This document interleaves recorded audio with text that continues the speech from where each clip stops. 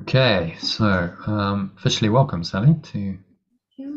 this afternoon session. So yeah, you're speaking about quite a deep-seated issue, and you're experiencing some pain. Um, it's coming up around your throat, and you're going. The EAM isn't quite getting it. So EAM is just so I understand, it's a conscious clearing process. So you're going, okay, so let me look at the thought and the emotion, and let me do a releasing statement. I clear this out of my energy in the same way as you've done a few times for us. But also That's what EAM is. Yeah. there's also the ability to ask my body or my energy questions so I can get my body to sway on yes and no. So when I know what the question is to ask my subconscious to kind of get more Mm. information about what I'm releasing, then I know what to ask. So I was asking, do I have a fear of attack? Do I have a belief in separation? And do I, all the Course in Miracles type attack, separation, right from the very beginning ideas, I've cleared, Mm. I think. Mm. I cleared. And it's just like knowing how to go deeper with it. Mm. So I've let go of guilt, separation, um, the crazy mad idea, and all the things that you show up on your chart feel like Mm. I've utilized that information and I just want to go as deep as I can. And what other phrases can I use and what other viewpoints can I go at to release my crazy idea? Mm. Yeah, well, I mean, what you're talking about is, fundamental, the deep-seated separation. So it seems to be enormous. It's like, oh my God, we're dealing with the entire collective consciousness of separation, which is, the ego. Some people call it the super ego. It's really just the ego. It's your own belief, but it seems to be, other people are sharing it. So it seems to be huge. It's enormous, unconscious block to the awareness of love's presence. And yet it's all the same. What I like about the course is yes, she always personalizes and says, look, it's not out there. It's in your own belief, just very deep seated in your own belief. So you plugged in to the collective unconscious that share in this belief, and all the guilt and the pain and the trauma of separation resides in that collective unconscious. And so then if you start tapping into that, and it starts manifesting in your personal experience, it seems to be, pretty intense and pretty enormous. It's this idea here, idea of separation and the sin and the guilt, and then fear and attack at a deep-seated level that's then coming up, and that manifests for you as, you feeling like, constriction around your throat and like you're being strangled. Well, that might be a past life experience where you had that, and then this is the way the belief manifests for you and how you experience it. So in the end, you bring it back to the specifics. The Holy Spirit works on the specifics of your personal experience to generalize the lesson. So in this specific instance, I'm feeling this, it's constriction, it's feeling quite, fearful, and uh, okay, but I'm willing to release the feeling in this moment. So that's all you can do. The idea of releasing the super ego and forgiving it all. Conceptually, we can kind of maybe get our heads around that. But the practicality of this process is it's letting go of the thoughts and emotions as they show up for you in your perceived reality in the dream. So the super ego, is showing up as this experience. It's a very specific experience. So you give it to the Holy Spirit, looks at it, says this isn't true. There's really nothing to fear. Attack is not possible. This is all just mind created stuff, and you choose to let it go as it arises. Okay, I can breathe into it. I can release that feeling. I can release the fear. Um, if an EAM process is helpful, in that, then use that. There's other techniques you can use. You could use a 10-step forgiveness process. You could just use a lesson with a breath break or a meditation. You could use the David Hoffmeister Instrument for Peace worksheet. All of those are just ways of going about the process of actually letting go of the thought and emotion that's troubling you. And if you do it, in that specific instance, and you feel that feeling released, then you've actually released quite probably a deep-seated subconscious program that's part of this belief in separation. So you work from the specific to generalize it, and then it's manageable. Otherwise, how do you even begin to forgive the whole illusion?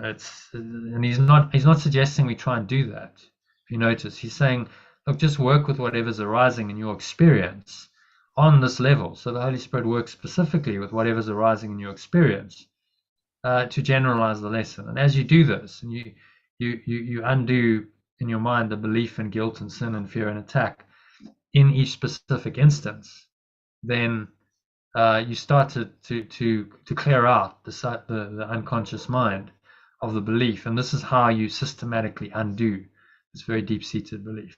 So it's moment by moment as it shows up. And then one day you might go, well, actually it's all gone. There's really nothing else there. I've done this deep cleaning process. I've cleaned it all out. I merge into oneness, and there's this whole belief is gone. But I did it little bit by little bit, because to try and do it all at once is not possible.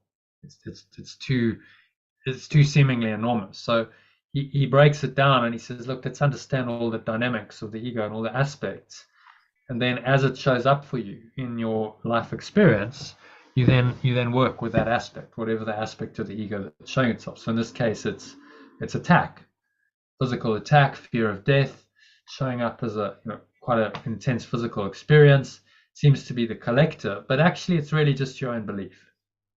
It's your own belief in separation.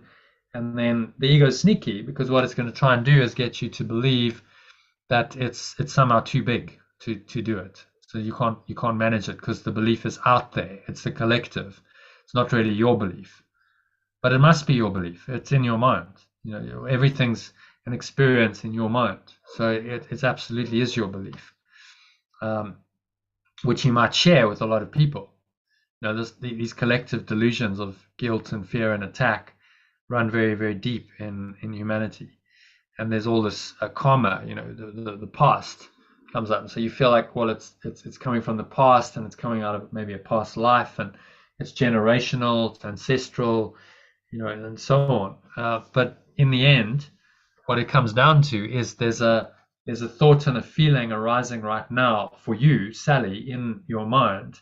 Can you release it right now and experience peace instead of that fear and the attack right now? Because that's where the rubber meets the road. Right now, can you let it go? And so use whatever process helps you.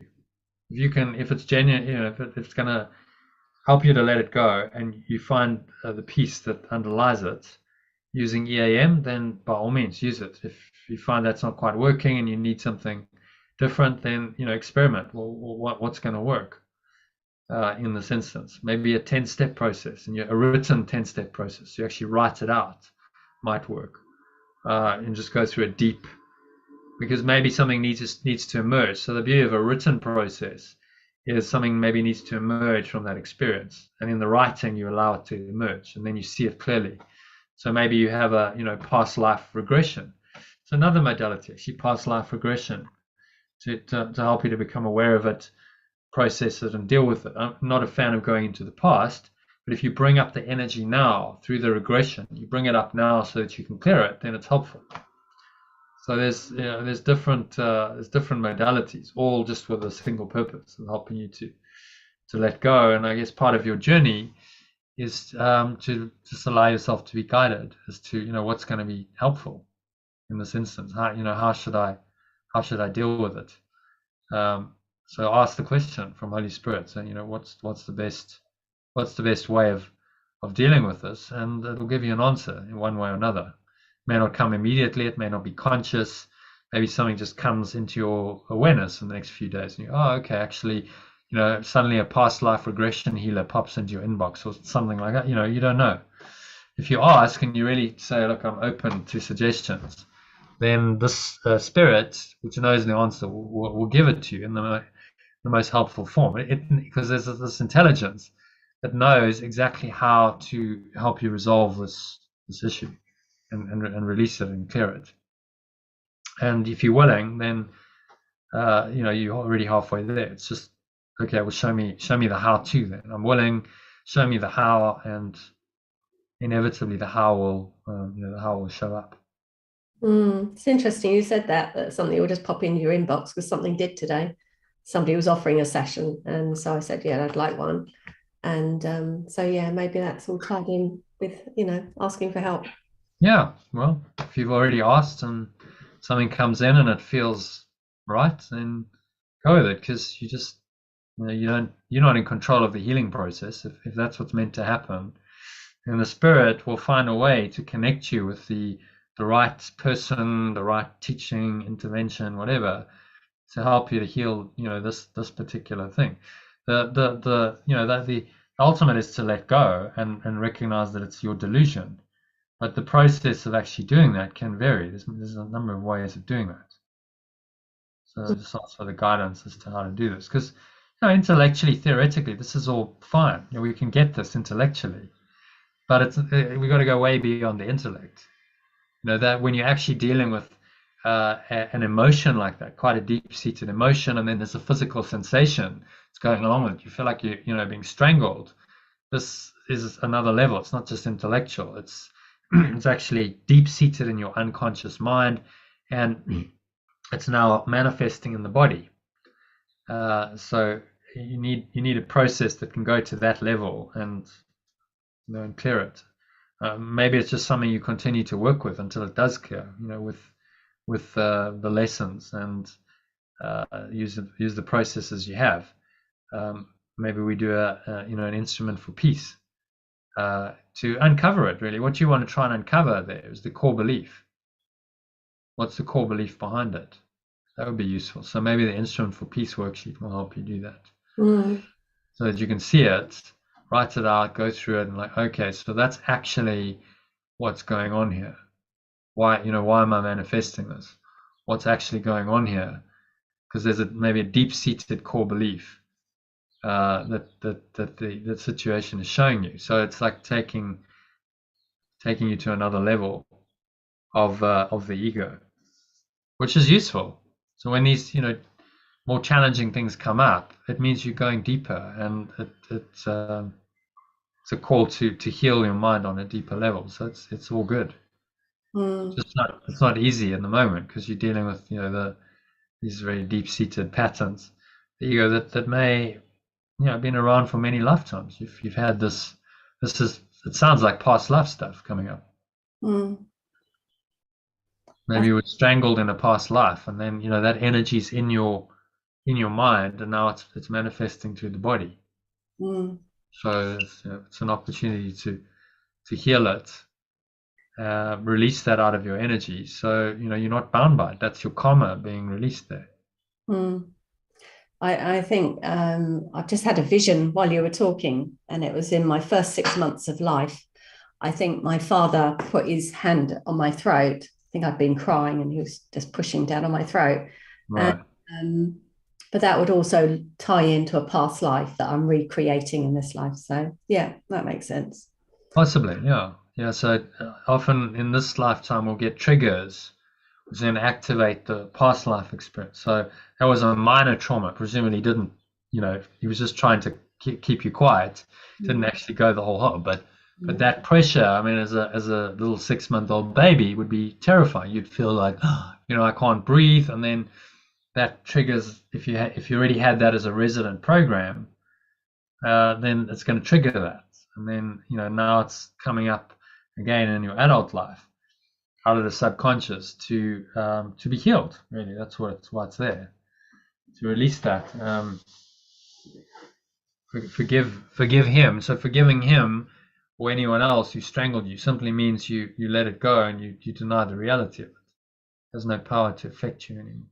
Mm. You recognize, well, you were only ever strangled in a dream. Yeah. What happened in the dream was never real. But to get that realization, you often need to do a process. Mm. It's a chicken and egg. It's like conceptually, yes, it was only ever a dream, but that it's still seemingly there, and I'm experiencing. Okay, so how do I clear that? So I actually release myself from the experience, which then stimulates the idea, reinforces the idea that yes, it was only a dream. So it's a feedback loop, isn't it? You can start with the idea it's only a dream. Maybe that helps you to collapse it. If it doesn't, you could clear it with something else like EAM, and then you revisit and you go, oh, well, now it's clear. I actually, I'm more clearly able to see that it was only a dream. The more you let go, the clearer that becomes. And then the easier it is to let go in future, because that's a very clear default thought system. No, this is just a dream, and I don't really make anything in the dream real anymore. I've really gone to another level of understanding, experiential understanding of this, so that ultimately nothing here that arises really matters. It's just okay, it's just a dream, and I really deeply get that. But to this is a process that is required to get there, to that level of ultimate enlightenment where you go, it was all just a dream. I really not just intellectually, but I know that, I know it was all just a dream. It's and so none of it really affects me. I can look on all of this, whatever the ego seems to have done, and just laugh and go, it's just a tiny mad idea, it's a crazy dream, and I no longer believe in it in any way, and I just rest in peace above the battleground. That's the enlightened state that we're working towards. So you have glimpses of that, and then how the journey works is the ego comes in with something else, and it's coming in with something else because it's still resident in your subconscious, and you have to bring that up and bring it into conscious awareness and release it in order to heal your mind completely. So this is the Holy Spirit's allowing you now to see it again, perceive it consciously, giving you the opportunity to release it. So ultimately it's objective of you're just totally in this. There's only pure formless awareness of perfect love in your mind is fulfilled. And this is the process that you're undergoing, and this is the purpose of your life. So just expect, if you're on this path, that these things will come up until you're perfectly enlightened. Stuff's going to come up to be looked at and healed, and that process might continue for many years because it's very this is very deep-seated. We've been doing this ego thing for a long time, many lifetimes. Well, it's might take a few years to unwind it all. Okay, is that helpful? Very, very, very, very, very helpful. It reminds me of the time when I was doing some breath work a few years ago, and I was doing breath work on, I don't know, fear or anger or something about my parents, my dad attacking my mum. I had this childhood vision of them attacking, her being attacked. And when I was doing the breath work, it came to me that it was all a dream and that it was all pure love. And it was just through the eyes I was looking through, the eyes of fear that I was looking at it through, made me believe that my mum was being attacked. So it never really happened. It was just it was just pure love. All it was just pure love, and it was just like, oh, okay. So this today, you talking me through it, has made me remember that and think, yeah, it's the same thing. Yeah. Same thing. It's the same resident program coming up to be looked at and released. You just got to do some more excavation of the ego. It's all good, because as these things come up, people think that there's a misconception that enlightenment is, oh well, I just arrived there and it's all going to be wonderful. I'm just going to be at peace all the time. And it's not like that for most people. It's an ongoing process.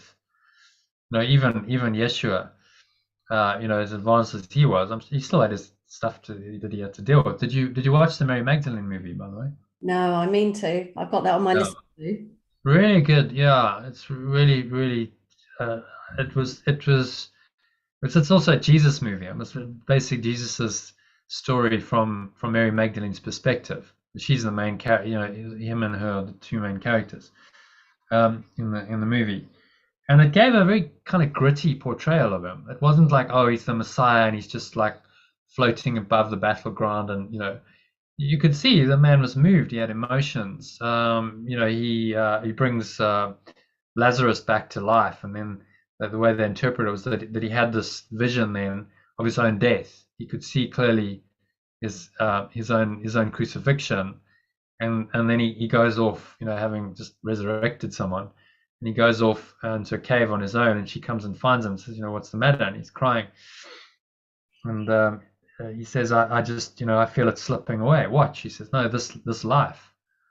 And she kind of comforts him and says, well, remember, this life isn't all there is. That actually, you just and right now you're still here with me. Be here now with me, I think she said, or something. But he sees his own crucifixion very clearly, and he feels like this is what I have to do to fulfill my task here, and this is what God's calling me to do. But it's pretty intense, to have to go do that. Like, we just think, oh, it was easy for him. I don't think it was. I think he must have had lots of stuff to deal with, and he just said, all right, I'll do it. I'll step up and go through this process for my own healing ultimately, but also for the collective. He demonstrated, the crucifixion was a demonstration of this whole thought system of sin and guilt and fear and attack and what it does collectively. And then, his resurrection was the showing the world that this isn't true. That actually it can be overcome. That you're not bound by this thought system, and ultimately death has no power over you. And he needed to demonstrate that in the physical, otherwise people wouldn't have believed it. His disciples would never have believed and understood. As it is, they didn't really understand. From the movie's interpretation was Mary Magdalene was basically the most tapped in one. She understood what he really meant.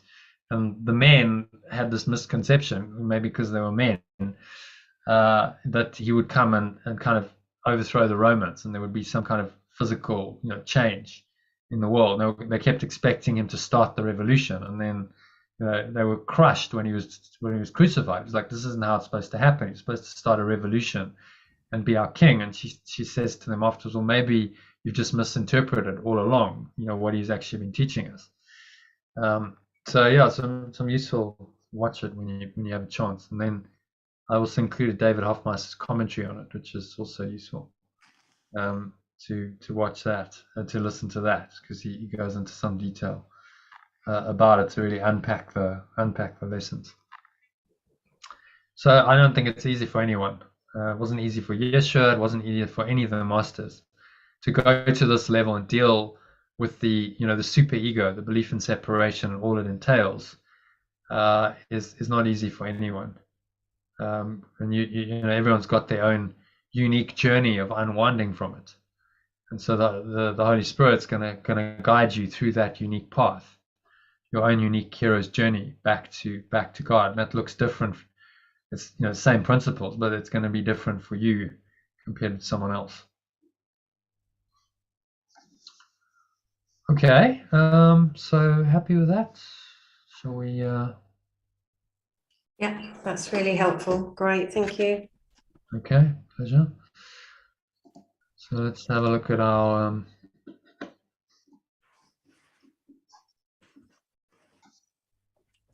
quote for today.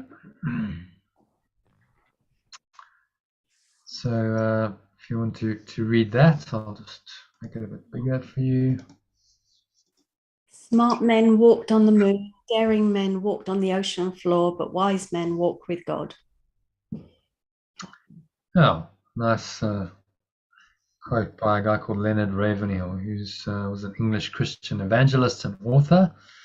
So if you want to read the Today's inspirational quote by English Christian evangelist and author Leonard Ravenhill tells you what all the truly wise men of the history did and contrasts this with what other men who believe more in the value of worldly accomplishments and adventure did with their time here. Well, so the contrast, you can either look for adventure. A lot of people go adventure, well, that's going somewhere, doing something daring or exciting, going to another place, going to the moon, going to the ocean floor, exploring these unknown reaches of time and space. But actually, the greatest adventure is the inner one, is the exploration of inner space.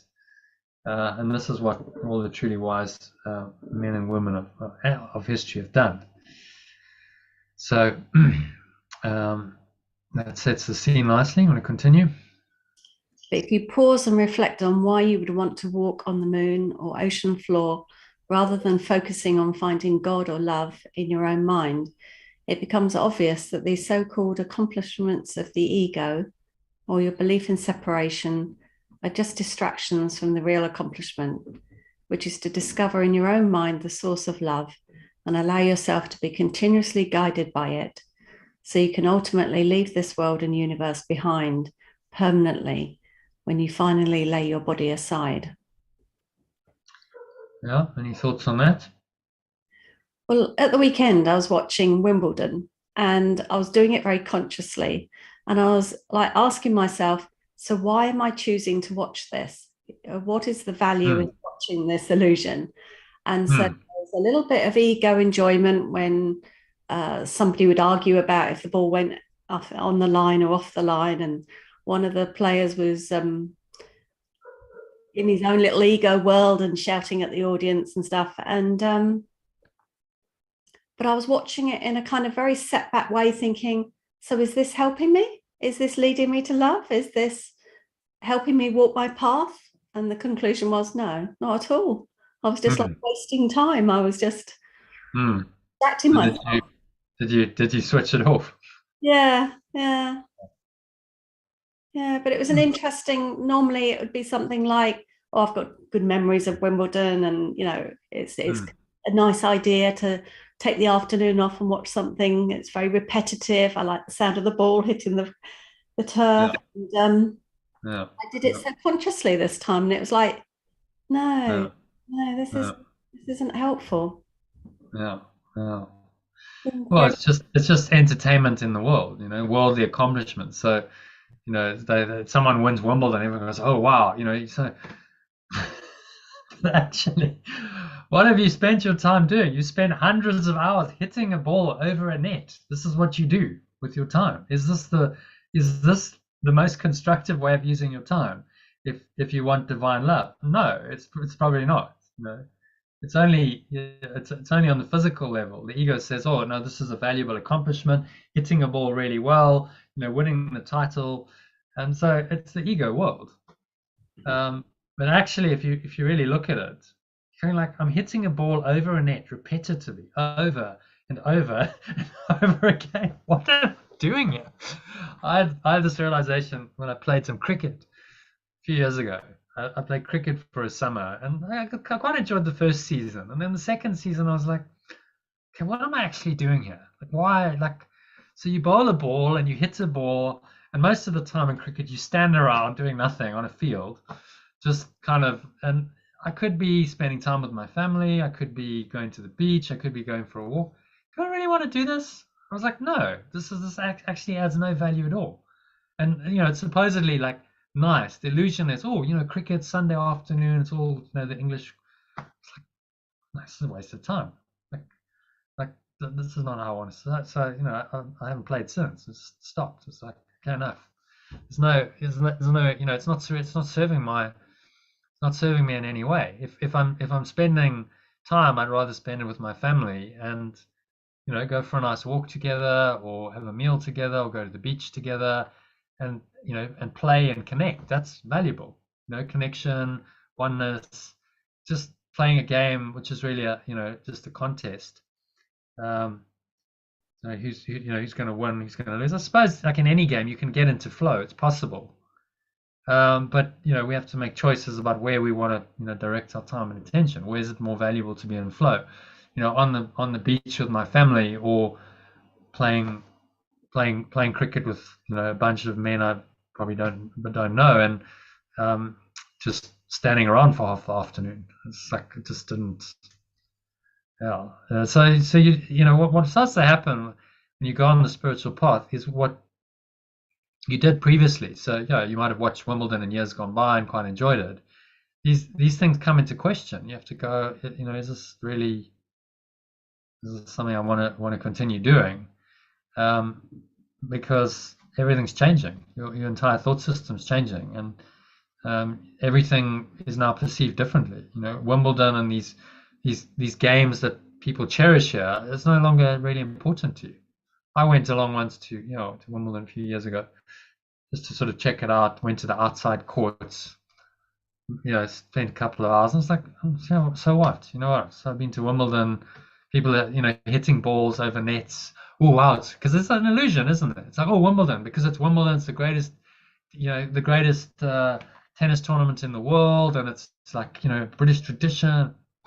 But actually, practicality of it, what are you doing? You're walking around watching people hitting balls over a net. I mean, like, really? So spirituality just allows you to really see it for what it is and go, okay, is that actually strip away all the illusions of, oh, it's Wimbledon and I'm watching people hitting the ball over a net. Is this really something that's exciting? Is it interesting? And then there's points, and then there's a score, and someone wins and someone loses. So what? Like, what's the point of the game, really? Or what is the point of the game, really? The only reason these were invented was enjoyment. It was a nice pastime. People found it enjoyable to hit a ball over a net and spend some time together. And then, of course, the ego hijacked it and said, oh, now we've got to make it into a game, and we're going to have a score, and we're going to have tournaments, and there's going to be winners and losers. In the end, a tournament like that, there's only one person in the draw who's happy, because only one person is the ultimate winner, and everyone else comes away feeling like they've lost. I mean, talk about an ego setup. It's hardly win-win. It's like win-lose. One person's the winner, and then they get all the glory because they've won this time. It's crazy thought system, really. If you really look at it, we just accept it. In our topsy-turvy society, we accept it as normal. This is how it is. There's one winner and everyone else is a loser, and that's just how it goes. But like, really, why do we create these games where that this has to happen? One winner, everyone else loses, and this is seen as valuable and entertaining for the masses. It's extraordinary, really. Mm. If you run it through the filter of A Course in Miracles thought system, it doesn't make any sense. And then you just go, well, why is this entertaining anymore? Mm. Why am I watching this? I suppose you could say, well, I'm watching it and I enjoy the seeing the guys in flow. Like if you get two players and they're really playing at their best, there's a kind of a dance and there's a flow, and you can kind of get that. So it can kind of tap you into your own sense of flow. I think that is probably the most enlightened perception of the whole thing. But maybe you could just do that. It's vicarious, isn't it? You're watching someone else do it. Why not just do it yourself? Why not go out and get into flow in your own walk or your own, backyard game of tennis? Get into flow there and have the direct experience rather than watching other people do it. It's vicarious. So. Yeah, I like direct experience. Yeah, direct experience is much better. And you can have it. I mean, the weather, if you think about it, I mean, lovely weather. Why is everyone sitting indoors watching tennis when they could be out playing tennis themselves or having a walk or swimming or, actually a direct experience of flow? Surely that, would be more helpful to them in their more enjoyable and more helpful in their spiritual, on their spiritual path. Okay, so yeah, a bit of a digression there, but it's all good. It's all part of what we're talking about. So in other words, your true task as a human being and only achievement of any real value is enlightenment, awakening, or as Yeshua calls it in his course, salvation. All the truly wise men and women of the past have clearly seen this truth, and so dedicated themselves only to this task and accomplishment without distracting themselves by pursuing all kinds of external goals that really lead nowhere. Hmm. So yeah, all the the great masters and teachers dedicated themselves to this, and there was a focus. They weren't doing 100 other things. They dedicated themselves to God. Said, I will walk the way to God, and they followed that way. And you can see it from the way they lived their lives. There was a focus, there was a concentration on it, and really saying this is all there is. All there is to do. They weren't pursuing worldly goals. They weren't pursuing, what other people in their society valued, and so they stood out. They were outliers. People, could see they were different, and so we're called to do the same. Learn from their example, and dedicate ourselves, commit ourselves to this, because without 100% commitment, you're not going to get out. You're not going to awaken fully. This is an all or nothing deal. It's you're all in, or you're hedging your bets, and you're nowhere. You remain in duality. So as long as there's still any desire to have something else other than perfect enlightenment or awakening, you have some work to do, some undoing to do. And these desires come in many ways to tempt you. Well, you say, well, what's the harm of watching Wimbledon? But it tempts you into a thought system, into a way of perceiving the world that's not helpful.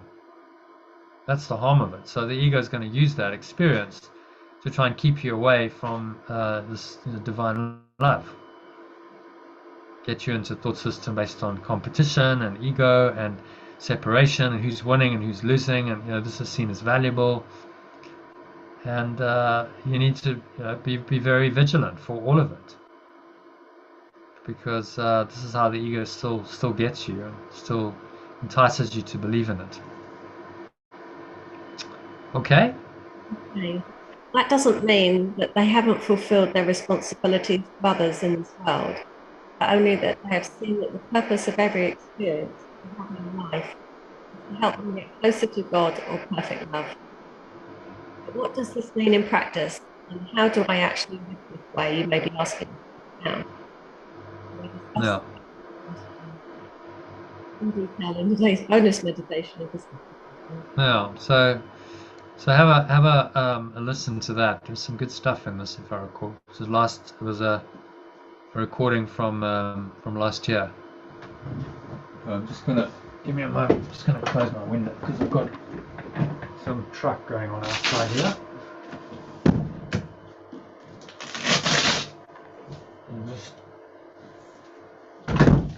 There we go. It's a whole lot better. So this was based on yesterday's lesson, which was a lovely lesson. Any thoughts on the lesson? No, it was good. Yeah. Mm.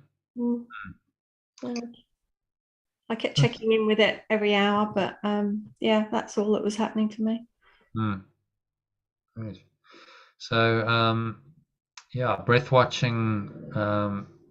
How you actually do this is you practice the course, you do the exercise I suggest in the program, do the breath watching meditation, do the expression sessions, in the discussions. All of this is how you actually apply this. And as Yesha says in the workbook, introduction to the workbook, if you do the workbook as he suggests, you practice the lessons, then you are training your mind in the right way. The exercises meet the conditions, will take you to enlightenment ultimately. They meet the conditions for peace and happiness and joy if you simply practice them as he suggests. So it's just practice. The lessons, discuss them, in the sessions, and then you find that you're doing the work. So it's actually pretty simple. He's made it by putting together a course like he has, and saying, well, study the course and apply the workbook lessons. He's made our lives really easy. So just do the workbook lessons, and you're actually applying all of this teaching, and you're learning your lessons. in the day by day, in the specific instances that present themselves in your life. Applying the lessons to those instances, those situations, you're actually living this course, and you're meeting the requirements for awakening or enlightenment to happen. So you don't have to worry if you just practice the course, which is quite nice. It's very relaxing. It's like, okay, I don't have to seek anywhere else. I really trust this process. I trust Yeshua as a great teacher. He's a master. He's designed this for my ultimate awakening. So let me just follow the guidance. I don't have to design a process myself. Just follow the guidance.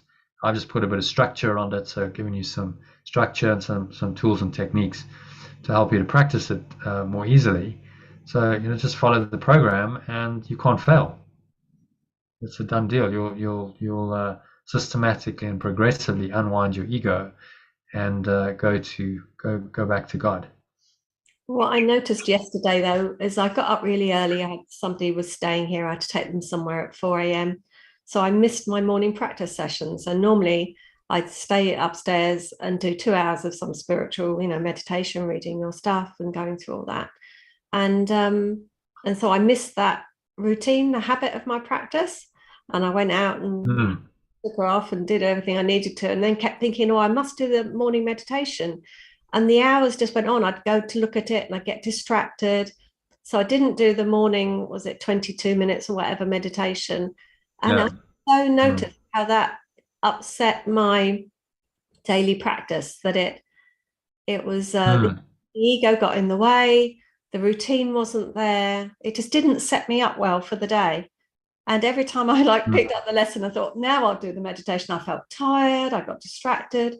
So what I've learned from today is stick to the practice, whatever, and do it every morning. It's so vital. Because you send that through just at the perfect time for me, 5-ish in the morning, and I go through it. I make sure that I do all that before I get up, because that's setting my foundations for the day. And yesterday, I felt tired. I felt a bit yucky. I don't know. I just felt a bit off. Nothing major, but I just know that if I start off the day with 2 hours, some spiritual stuff in the morning, and it might sound excessive, 2 hours, but it's how quickly that 2 hours fills up with the AM, as well as doing the meditations and doing all the stuff that you suggest. And it just reinforces again and again and again how important it is to have a practice and stick to the practice and have the habit, because otherwise, once you're out of the habit, ego gets in and then it all goes to pot. It's ongoing practice. So having these structures in your life of doing like regular spiritual practice is the practice of being vigilant. So Yeshua says, be vigilant for the ego. Well, how does that actually look? Well, you're practicing all the time. That's how it looks. You're doing the meditation, so that, and he's designed his course really well, because he's saying do a longer meditation in the morning. That sets you up for the day. Do the 15-20 minutes. So listen to the meditation that I send, because that's your 15-20 minutes of practice in the morning. So you just kind of immerse yourself in the field. It's a deeper dive into it. And then you're going to top yourself up through the day. So you're in that. Now, every hour, just remind yourself and top yourself up, so you don't disconnect from that completely.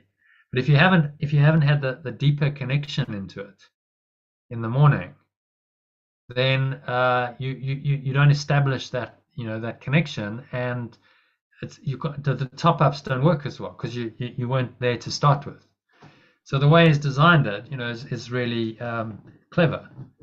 He understands how the mind works. He's saying, so morning, longer one, evening to end off the day. So you've got those 2 longer intervals, and then in between, frequent top-ups to keep you in tune, so that the ego doesn't come in. So you're not allowing it space to come in and to hijack your mind, and staying connected to the spirit. And that's the how the practice helps you to stay in tune with the spirit moment by moment. And then as you do that, you are undoing the ego and you're awakening. It's all part of the process. So yeah, it's a good lesson to not do it sometimes is actually quite good, because you recognize the value of it then. Because oh well, I missed it, and I experienced the difference in the quality of my experience in the day. People say, well, 2 hours in the morning, that's a long time, but that is an investment in the quality of your experience for the entire day. So surely that's a good use of time then. If that sets you up for a really happy flowing day, as opposed to kind of a slightly dysfunctional, out of sorts day, surely that 2 hours is a good investment. Of course it is. But the ego, it doesn't want you to do it. So it's going to try and find distractions and excuses not to do it. So yeah, I mean, I think the way you approach it in disciplined, systematic way is really good.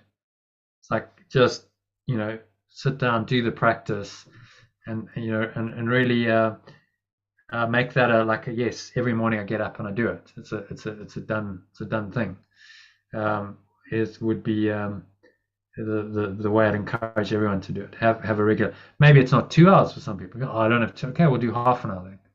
But dedicate the time and establish that as a routine, so that you get into the habit of setting your intention. Your energy then goes into the the holier state for the rest of the day, and then you can top yourself up from that. So a morning practice is really, really important, and then evening is a nice kind of review, wind down for the day, again, preparing you for bed, getting your mind in a nice clear, calm state, so you've let go of whatever issues cropped up in the day, and you'll have a better sleep. So it should be just why we don't get taught this at a young age to live this way, I don't know. I mean, surely this should be foundational training when you're kids. Okay, so just like you brush your teeth and you do various things, this is what you do. You meditate, prepare yourself for the day. You're mindful of your mind, but we don't get trained in this. We have to study it ourselves after we've left school. No one's training you to manage your own consciousness. That's really what it's about. Manage your own mind. No one conventionally teaches us to do that, which is rather crazy, really, because that's primary. I mean, your awareness, your attention, your consciousness, this is primary to everything. This is your whole experience of life.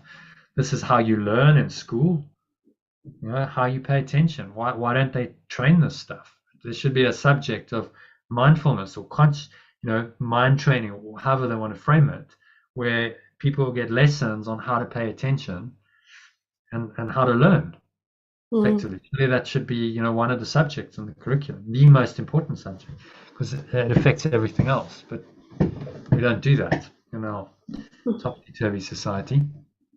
Yeah, I'd much rather go to bed 2 hours early, wake up 2 hours early, start the day right. I don't know how people set the alarm and just go running from that moment onwards. I couldn't do that. Oh, I choose not to do it these days. Yeah, it's a more conscious way of living. And that time, people say, well, it's a waste of time. Well, what else are you going to spend your time doing? But you connecting with God? I mean, that's the most valuable use of your time. So you've dedicated that time every day to what's truly important, and then the rest of the day, follows and flows from that connection. So you make God primary. That's your spiritual practice, and then the rest of your life flows, from that primary commitment. Okay, so that's some thoughts on practice. Shall we have a look at the lesson then? How much time do you have? Are you limited in time today or not? Not really, no.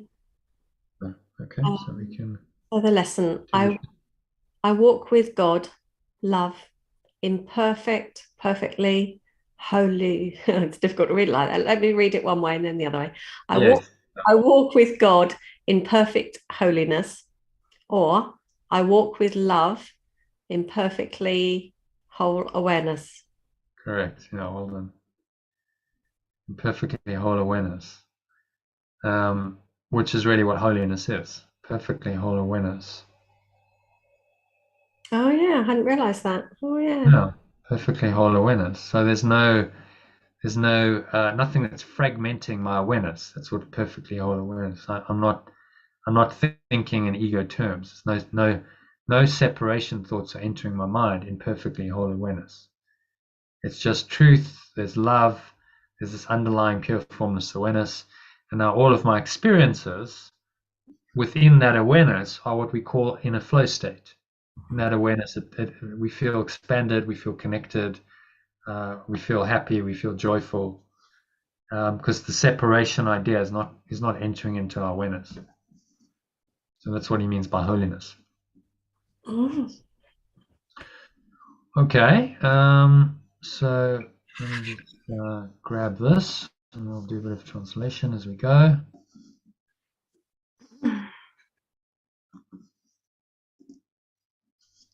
So,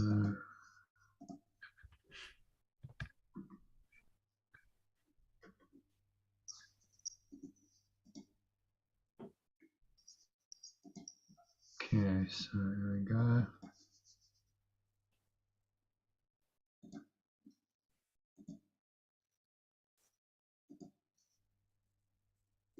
Just go.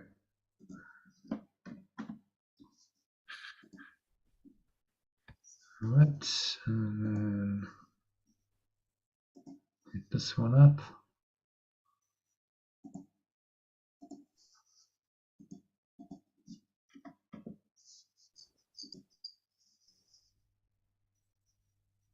Going back to the daily habit thing, Yeah. I found lockdown was really helpful for all that because it put me off watching television, the news, and all that about COVID stuff. I thought Yeah. I'm not watching television anymore. So I used to watch quite a lot of television in the evening. So cutting that out and then doing constructive in that time has been quite revolutionary. Yeah, and that's what I say to people. You think you don't have time, but just reallocate the time you're using. If you're spending an hour or two watching TV in the evening, that's an hour or two that can be better used in spiritual practice. Definitely. And so you're trading, something that tells you your vision of the world. I mean, most TV, certainly the news, is all about the world and how dreadful it is and how scary it is. If you're watching the news, especially. There's very little on TV that's actually going to help you to attain enlightenment. You'll never hear the word holiness. Have you ever heard the word holiness on TV? It's not a word that you'll hear, is it? Mm-hmm. No, it's not in common usage. So trade illusion for the truth. And just not connecting in with all of that is so helpful. It's like, oh, I'm not actually bound by all of this stuff, which isn't really helping me at all, in any way, shape, or form. Okay, so I walk with God in perfect holiness. Translation of that. Do you remember how we translated that? What, God? Yeah, the whole sentence. Well, on the last slide, no. I walk with love in. I walk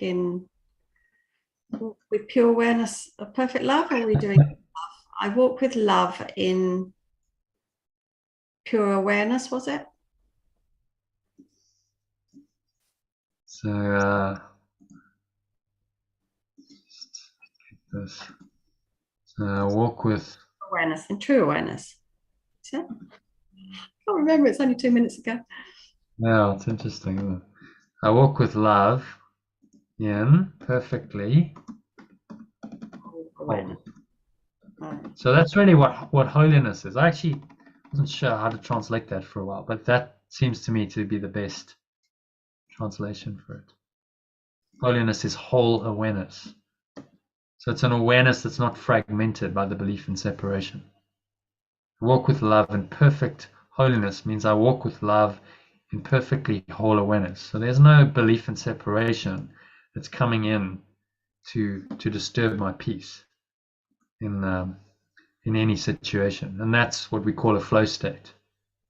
Whole awareness, you feel happy, you feel peaceful, The idea of separation is not entering into your mind. Even while you go about your business of the day. That's the interesting thing. You can do this. This is what he's saying. If you give it to God, it's a state of mind, a perfectly whole awareness that where the ego can't penetrate. So even though you're walking in the world, the idea, because remember, it's all just an idea, the idea of separation has no power over you. Okay, so if you want to read read number 1. Today's idea but states the simple truth that makes the thought of sin impossible. Do you want to change it as we go, or do we keep sin? Do we keep sin? Yeah, we do, don't we? That is an interesting one to translate. I was thinking about how to translate that. It would have to be much longer.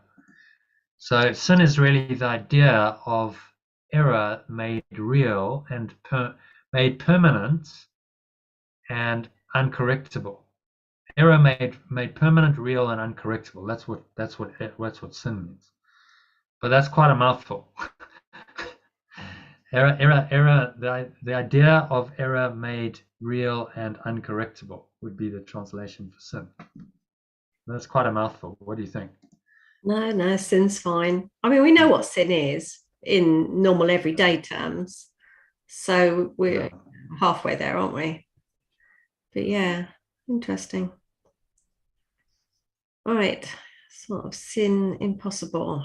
It promises there is no cause for guilt. And being causeless, it does not exist.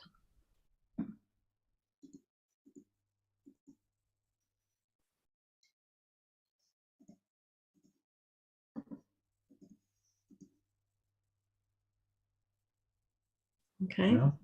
It follows surely from the basic thought so often mentioned in the text. Ideas leave not their source.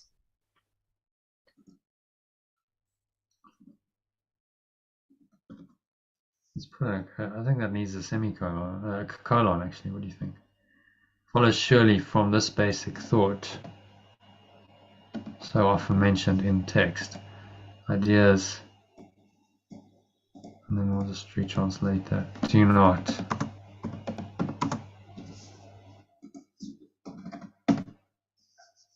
leave their source.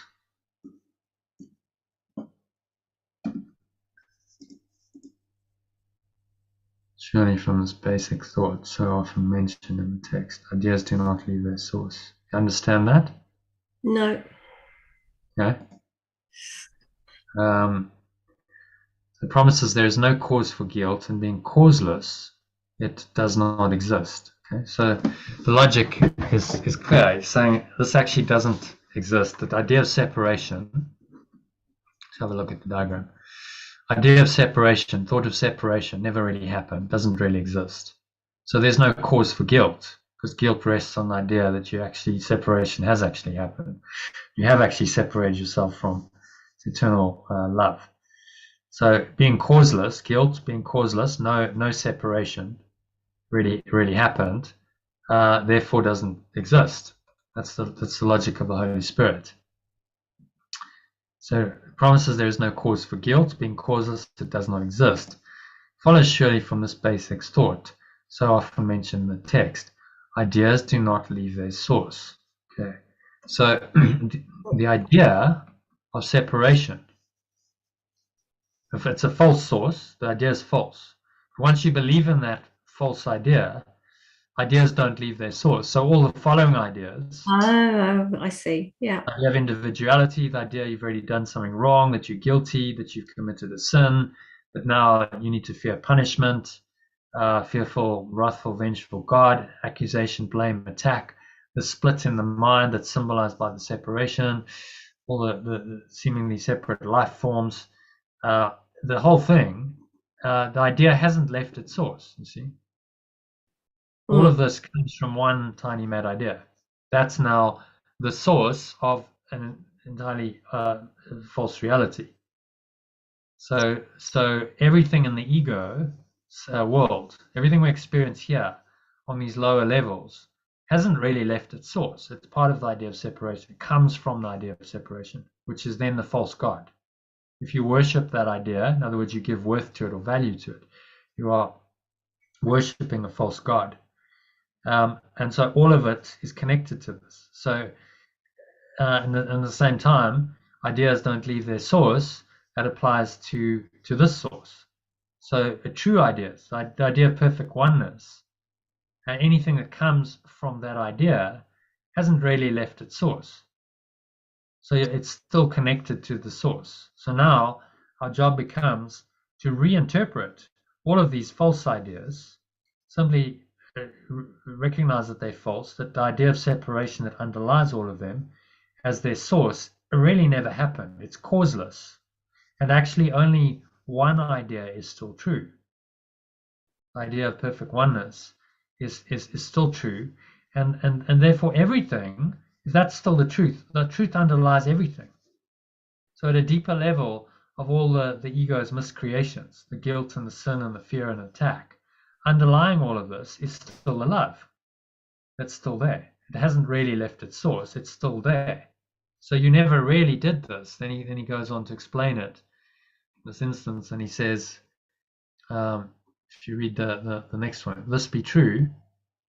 If this be true, how can you be apart from God or love? How could you walk the world alone and separate from your source? Yeah, where I got confused was different sources, like the source of the thought that threw me. I was like, what? Yeah. You know, the source of the separation thought was throwing me compared with the source of love. Yeah. So they're two different thought systems based on two different ideas. So the ego and the Holy Spirit, both happening in mind, and they both follow the laws of mind. Ideas don't leave their source. So you have one false idea, false source. Everything that comes from that false idea must also be false. Ideas don't leave their source. So the ego's thought system, all of it is connected to the source of it, which is one tiny false idea. And then in the same way, the truth, perfect oneness, everything coming from that is connected to that. It hasn't left the source. So if you believe in oneness, then ideas of love and peace and joy and holy relationships and the holy instant and all these ideas that he's given us are part of that thought system. They haven't really left their source. Surely most people have some belief, doing this work, have some belief in oneness and some belief in ego, because we're between the two worlds, aren't we? So yeah, that's the problem. Fluctuating, aren't we? Our mind is split still. We have a belief in both thought systems. So you believe in separation and you believe in oneness, but they clearly contradict each other. When you just look at the obviousness of that. Well, how can you believe you're perfectly one and that you separate at the same time? How's that possible? It's not possible. And this is the simple logical distinction that Yeshua helps us make. You can't be in both. You can't believe in both thought systems at the same time because they completely contradict each other and deny each other. So you must choose. Now that would seem to be perfectly obvious, but that simple logic underpins A Course in Miracles and any other non-dual teaching and sets it apart from other spiritual teachings, which ignore that simple logic. They just bypass it and they go, well, somehow we can fudge this and we can have separation and we can have oneness at the same time going on in our minds. And Yeshua is saying, no, you can't. Doesn't any thought system that's got contradictory ideas and you're trying to marry those ideas up is bound to fail. You're just going to have continuous internal conflict, and that'll be mirrored in your external world. So you must choose which foundation, at which altar you will worship. Which foundation will you accept? Will you accept the thought system of separation and everything that it entails, because ideas don't leave their source, If you believe in that idea, you have to accept the whole thing that comes from that idea, or will you accept oneness and the thought system that comes from that? And he's getting us to really see very clearly that there's a choice between those ideas and those thought systems in every moment. And you can't reconcile them. It's one or the other. Which is what he's doing again here. We're saying ideas don't leave their source. If this be true, then how can you be apart? If this is true, let's make that a bit clearer. If this is true, it doesn't need a then. How can you be apart from pure formless awareness of perfect love? Because the idea hasn't left its source. Perfect oneness must remain in your awareness. How could you walk the world alone and separate from your source? How is it possible if the true idea, what you are, perfect oneness, hasn't left its source? Source is pure formless awareness of perfect love. How is it then possible to walk the world as a seemingly separate person if you haven't left your source? And you are still part of that source. You're still, that idea is still true, and that's still, you're the extension of that idea. So it really, he's saying this world's impossible. How is this possible if ideas don't leave their source? You've had to violate the laws of logic to invent this place and to seemingly justify the human existence, your human existence here. But if ideas don't leave their source, none of this can be true. Do you see the logic of what he's saying? Yeah. And the same applies to the ego. So it's always worth remembering that the laws of mind operate the same for the ego. It's just a different foundation. It's a different thought that then the ideas don't leave their source from. So you need to choose carefully which idea you believe in. That's all he's saying in this entire course. Which idea do you believe in? In each instance, each situation, circumstance, and event that plays out in form in our lives, we're being asked to choose between these ideas. Do I still believe in oneness and see it from the perspective of perfect oneness? Or do I believe in separation and the perception that separation induces? And so I can look upon the world in those two ways. My perception and my experience is going to be radically different depending on which idea I choose to believe in the situation. So why the whole focus here is on perception. It's mind training. Train your mind, train your perception, because that's creating your experience of reality in this world. And your perception reinforces the belief that is coming from that the perception is coming from. You see that? Perception is based on a belief. Yes, I believe in separation. Okay, now my perception is going to be this way of every situation. I believe in oneness. No, my perception of the same situation is going to be now a different way. See it completely differently, based on one idea. So it's so simple. I mean, he's boiling it down to one simple idea, and then the thought system, and he's just showing us that these are two separate, opposite thought systems. And in every moment, we have a choice between which thought system we're going to listen to. It's very, very, very deep-seated, though, isn't it? Because you think how many beliefs, how many thoughts we've had of separation over our lifetimes. And as much as I can consciously sit here and go, no, I don't believe in separation. Yeah. We just constantly keep coming. There's a part of your mind that does still, and it comes back, it returns to those beliefs. But what he's asking us to do is bring them into conscious awareness. Yeah? So I've got an interesting situation. So I'm staying temporarily here in a room, sharing a house with a couple of people, and one of the guys just been diagnosed with COVID. So it's like, ooh, okay. So like consciously, no, I don't believe in any of this. But then you notice that when that comes in, there's a part of your mind that's like, ooh, threat. But there's the opportunity to look at it and correct it and say, okay, but if that fear is coming up, really, you're actually just believing in the ego's thought system in the situation, because sickness isn't really possible. If you really understood that, it's not possible for you to get sick. It just isn't. If you're really in that knowledge. But any seed of doubt that comes in is then the ego trying to come in and get some action in and go, oh, actually, you still do believe in separation, and interpret the situation according to that belief, you see. And so now you have the choice. Well, how do I see the situation? Do I interpret it from oneness, or do I interpret it from the belief in separation? And as long as your mind is still split, you're going to be vacillating between the two, and you're not going to be clear. So anything like that, if it comes in and there's seemingly some friction and some conflict, it's really useful, because you're getting to choose again in the situation. Say, well, what do I actually believe? And I'm like, no, you know what? Sickness is not possible, even though it's in my face. Oh, hi, Iona. How are you? Hey, have I got the background of a Golden Gate? You do, yes. I'm going. Have you suddenly gone to Los Angeles? Well, I told you it was my birthday. Okay. Yeah. Happy birthday.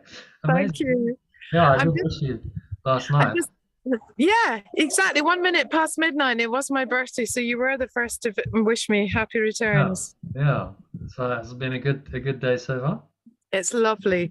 Just waiting here with Kenneth. Lucy's on a call, and then we're going to get back and get online proper. So I thought I would just drop in. Okay. Drop in. Yeah.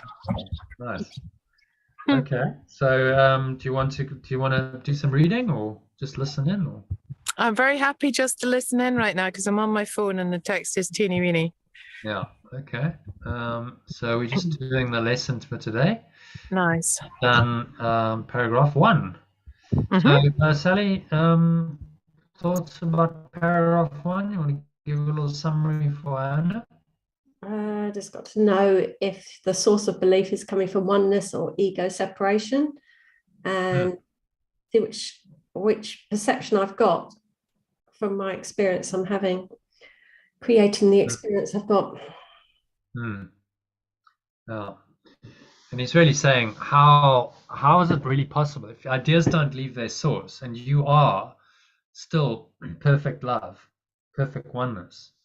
That's your source. How is it possible for you to walk the world alone and separate from your source? How is that possible? So it's getting us to see the impossibility of the ego's thought system. So this is actually impossible. I'm walking in an impossible dream here, based on an impossible idea of separation. Well, I can just correct that. Actually, I can't be separate from my source. It's not possible. So then I restore my mind to the truth, through the simple logic. And I mean, it's so simple. I'm like, why people, more people and spiritual teachings don't see this. There's a simple distinction between the thought system of separation, the idea of separation, and the idea of oneness. And you can't believe in both, because they completely contradict each other. And that simple logic is the basis of this entire course and of this teaching. You can't believe in both. You must choose. There's other teachers and teachings which will say, no, you can sort of fudge it, and you can believe in both, because they don't make the contradiction between them very clear. They don't show you very clearly, like, no, you can't believe in both of these. And this is what he's doing all the time. So look, it's one or the other here. So choose. At which altar you will worship, which foundation of a thought system will you accept, in other words. Okay, so happy with number 1? Yeah. Sally, we'll move on to number 2. Let's just grab it. Just feeling a bit tired there for a minute, thinking about the millions of times I've got to keep choosing love over ego. Again. Yeah. Again and again and again. But what else are you going to do? in each situation, if you choose ego, it's going to be very tiring, very wearing.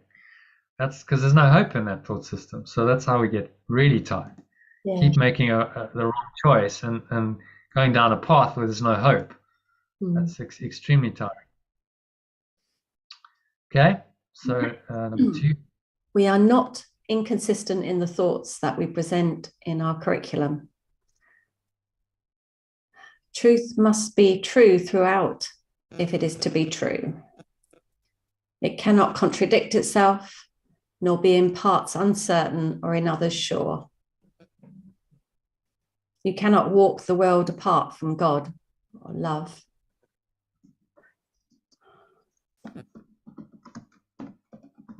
Not walk the world apart from pure formless awareness of perfect love. You could not be without him, it. Well, this is your life. This is the very essence of your being. How can you be apart from it? But when you have done for nearly 60 years, it's a strong habit to break, isn't it? Yeah, it is. But the simple logic of it is irrefutable. You can't really. I mean, the logic of Yeshua is impeccable. You can't break it. And so he's showing us, just logically, saying, well, how is this possible? Your delusion of being a separate self, walking this world separately, being on your own, is not possible. If you are, your source is pure formless awareness of perfect love, and ideas don't leave their source. It's not possible for this to happen. Yeah. Okay. It is what your life is. Where you are, he is. Where you are, it is. There is one life, the life you share with him, it. Nothing can be apart from it and live.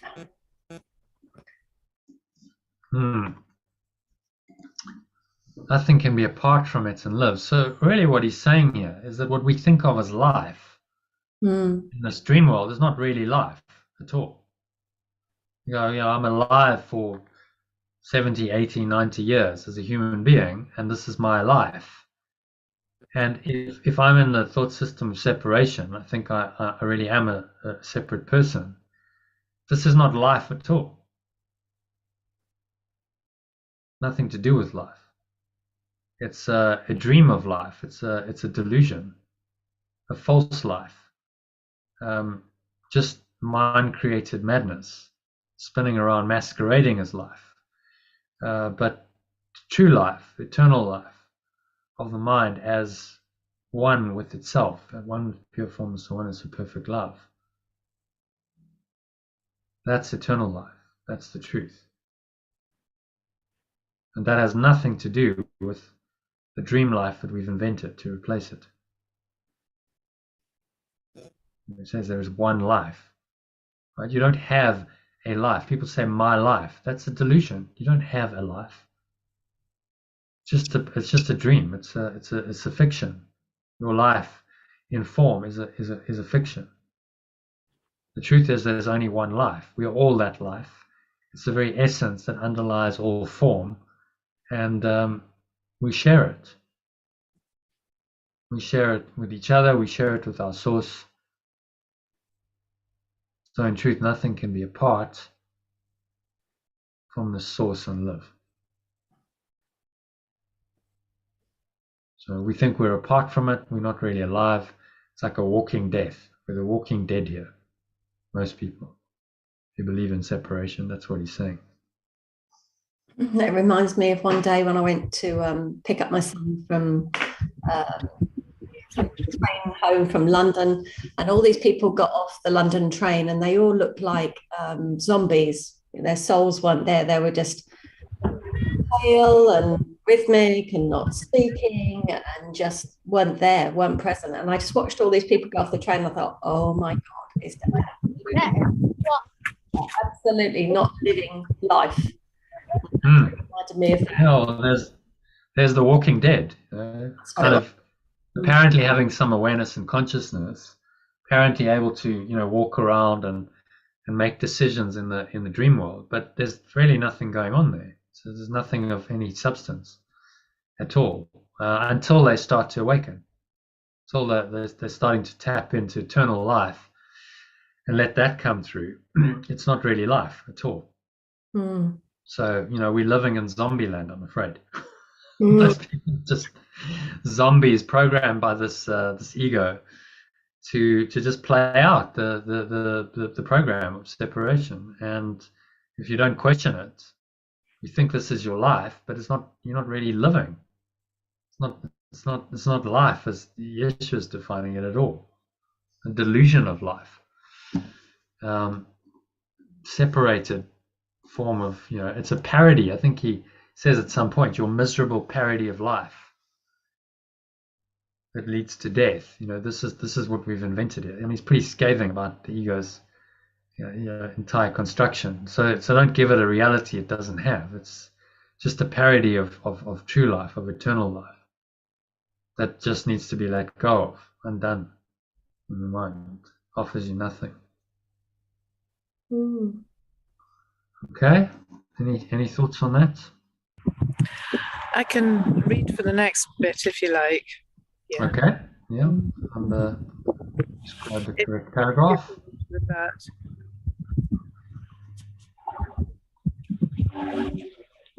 Where are you actually? You're outside in the country.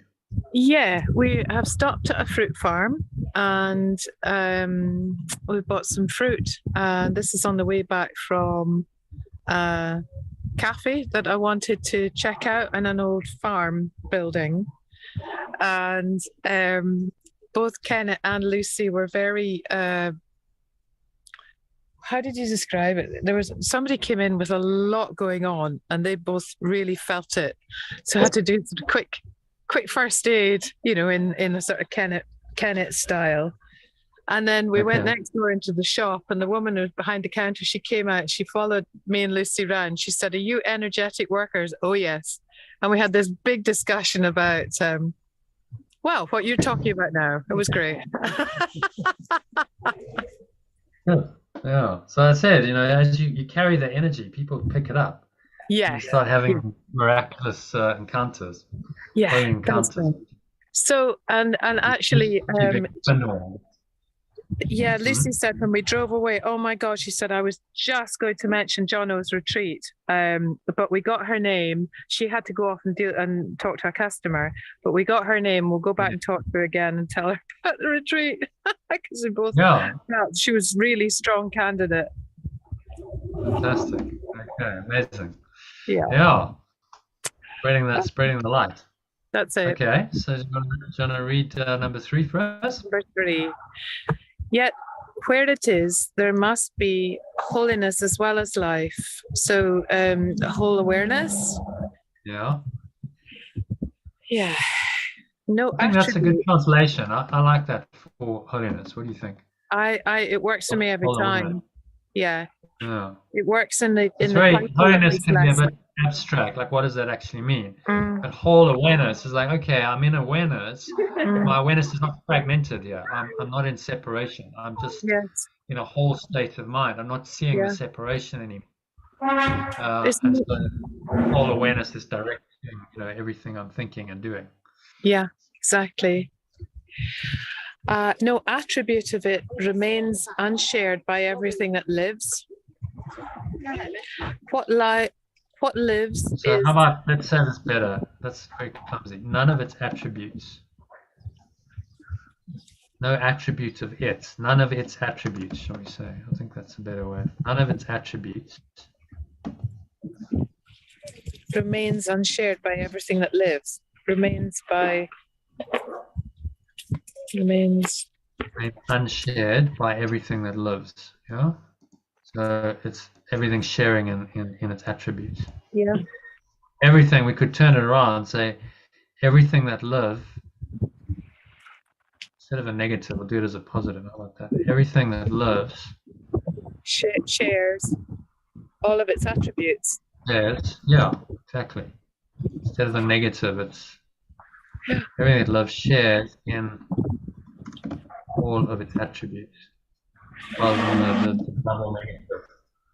Everything that lives shares in all of its attributes. That's a positive way of saying the same thing.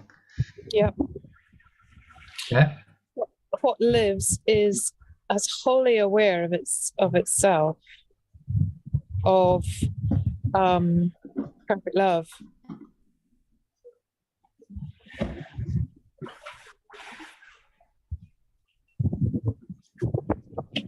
Is as wholly aware, I think, is what we need. Is as wholly aware as itself. It comes, if it is pure formless awareness of perfect love, we come from that source, then we must be as aware as it is. It's our awareness. Yeah. Because Because what what? shares its life is part of true awareness.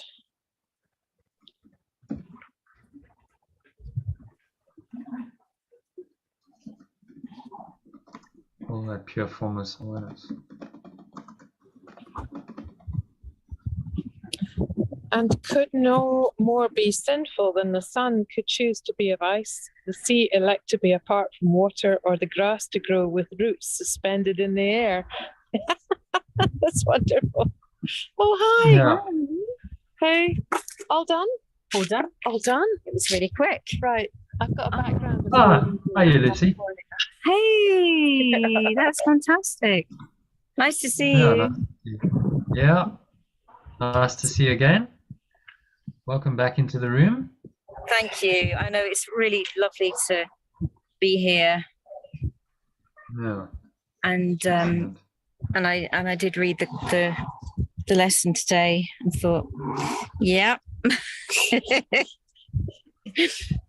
Just that Yeah, beautiful. sense of what is thin, just that the ego is made up the whole damn thing. Yeah. And that it's just something that needs it just needs a change of perspective. Forgiveness. Yeah. Yeah, just another take on it today, but it's a good one. Each lesson he gives us a different angle. Yeah. Yeah. Okay, so do you want to read that paragraph 3 through? The one that you've got up is alternatively. Yeah. That's when you've got up. Okay. Yeah. Yet where it is, there must be whole awareness as well as life. Everything that lives shares in all of its attributes. What lives is as wholly aware as itself, because what shares its life is part of pure formless awareness, and could no more be sinful than the sun could choose to be of ice. The sea elects to be apart from water, or the grass to grow with roots suspended in the air.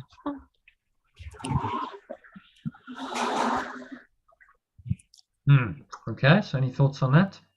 Well, just the nature of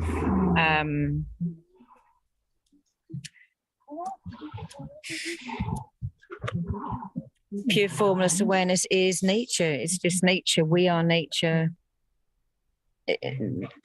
Sin is a made-up thing. Quite clearly, it's a made-up thing. It's like if you gave it that metaphor of something that actually is in the opposite way, you would get it. And of course, we don't get it because we've been taught the opposite way is the correct way. So actually to flip it back round again, it's like, oh my God, this is your nature. Forgiveness is your nature. Pure formless awareness is your nature. It's not, and yet it sort of somehow takes an adjustment in the mind to let that in. So yeah, that's what I love, that thought, of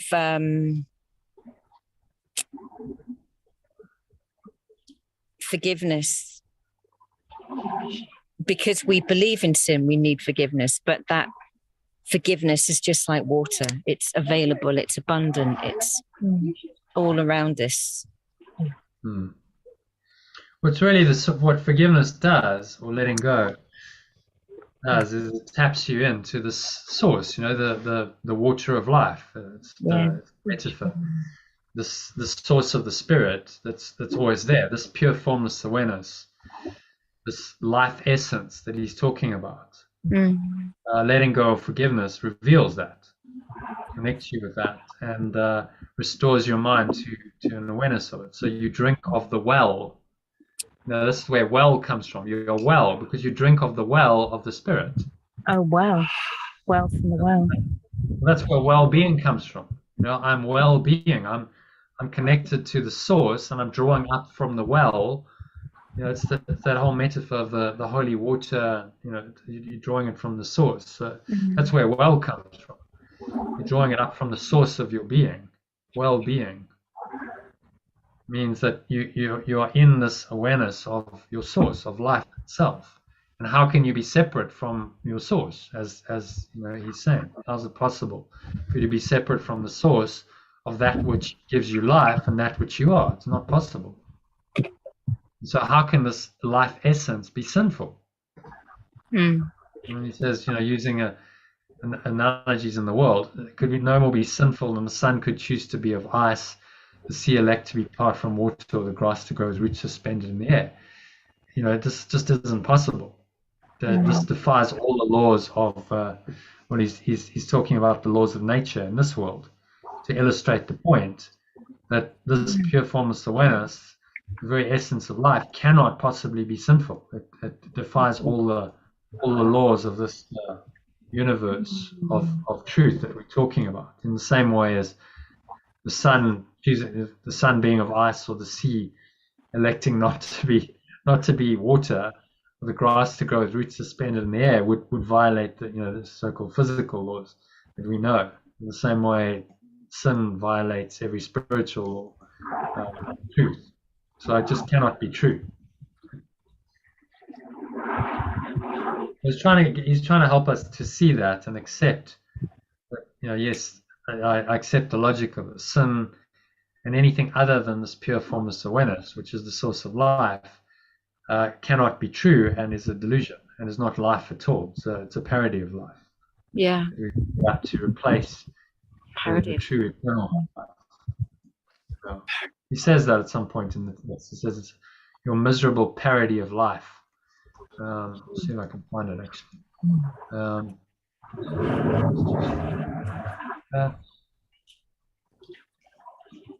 think the term was miserable parody of life.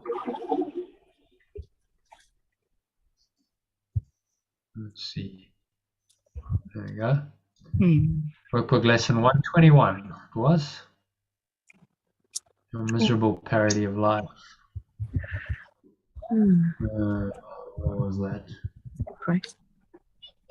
It's pretty good, isn't it? Go back.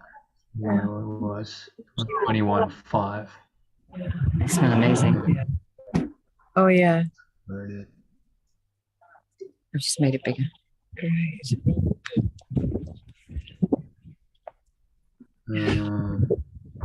Here he says, he cannot change judgment of the world, does not question certain there's a right.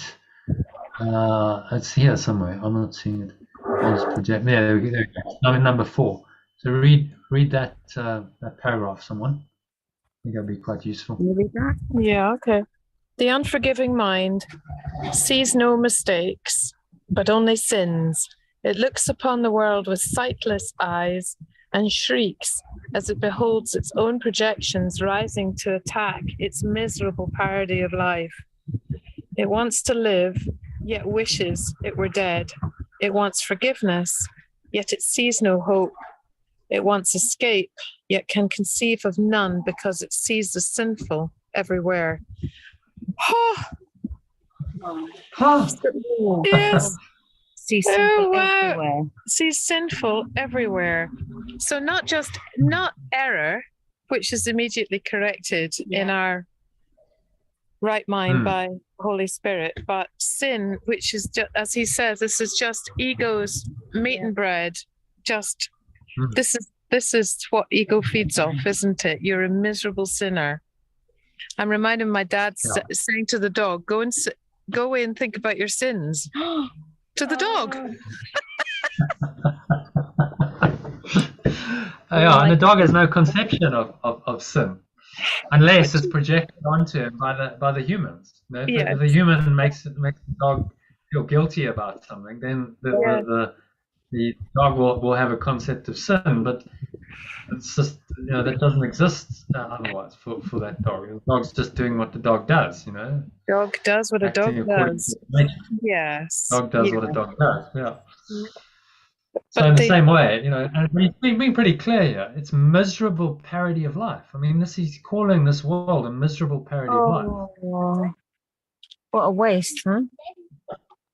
It's not life. It's a miserable parody. And if you believe in it, if you believe in the thought system of sin, guilt and fear and attack, your life is a parody of life. There's no true life going on at all. But you're not really alive, you're the walking dead. But ultimately, we've got to remember that everybody gets to wake up. Everybody. It just might not be in this life, but it's going to happen. It is inevitable. Yeah, because eventually the being the walking dead is so miserable and unhappy. It's so horrible. Yeah. That everyone is going to question it and say, well, you know, there's got to be a better way. Yeah. And that's when their spiritual awakening starts. But you know, until they're willing to really look and see the horror of it. I mean, this is a miserable parody of life, the entire place. So what we think of as life is not life at all. You know, human life is a parody of life. Life in this planet, life in this universe is a parody of life. It's not true life. This is what he's saying. Which, you know, isn't that easy for a lot of people to accept, because they think that this is true life and this is reality. And that this life offers them something, but oh well, wonderful birthday wishes from you today. Yeah, well, if you're starting to awaken, then you're no longer the walking dead, simply by letting go of the idea of sin. I know, it's brilliant. It is. Like, oh, well, actually, it could be quite a happy dream, you know, while I unwind my mind. It's not ultimate life, it's not ultimate reality. But the life essence is coming through it.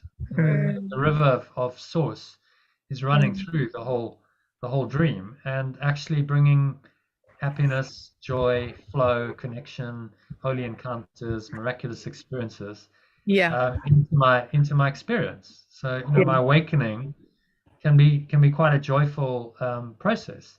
It should be a joyful process. So, you know, what else? I mean, I'm in a delusion, but at least it's a happy delusion.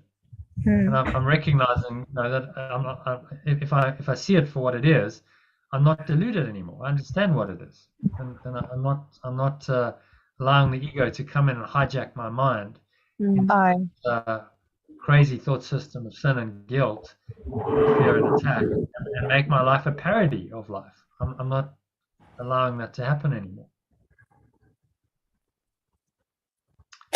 I'm just thinking that we three might leap in the car. Shall we do that and then go and put on a super huge screen? I mean, you're welcome to leave laptop. in the car. Do you want to do that? Yeah. We could still be listening to you. Can stay on the car. Yeah. We can keep it on in the car. We can listen to you. Okay. We'll just go and pick up the raspberries. Okay. All right. See you in a wee while. I'll just put you on mute. Thank you. Okay. All right. So, Sally, number 4. Number 4, are we on 156? Yeah, just got the wrong version there. Quickly, the right version.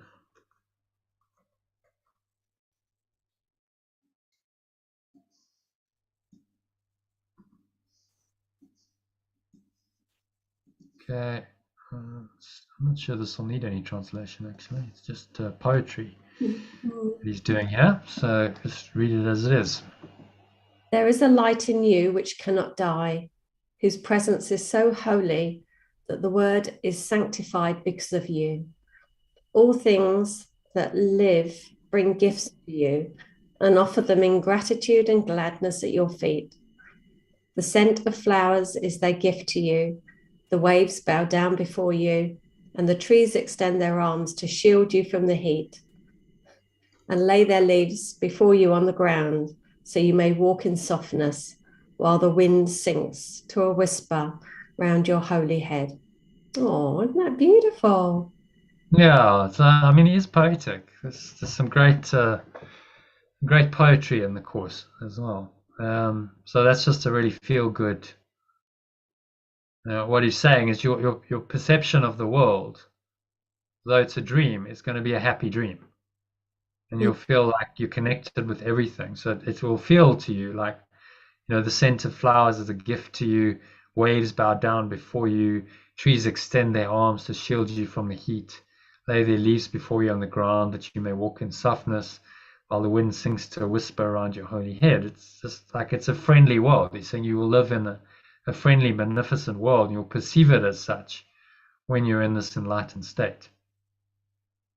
Yeah. Instead of seeing the hostility, you'll feel connected and welcomed by these. In this case, he's talking about nature. Mm. So a lot of people do have these mystic experiences in nature where they really do feel the oneness and the connection through nature, maybe more strongly than anywhere else. So it's harder to maybe feel it in the man-made world because of all the mind energy that's gone into the man-made world. It's more disconnected from source than nature is.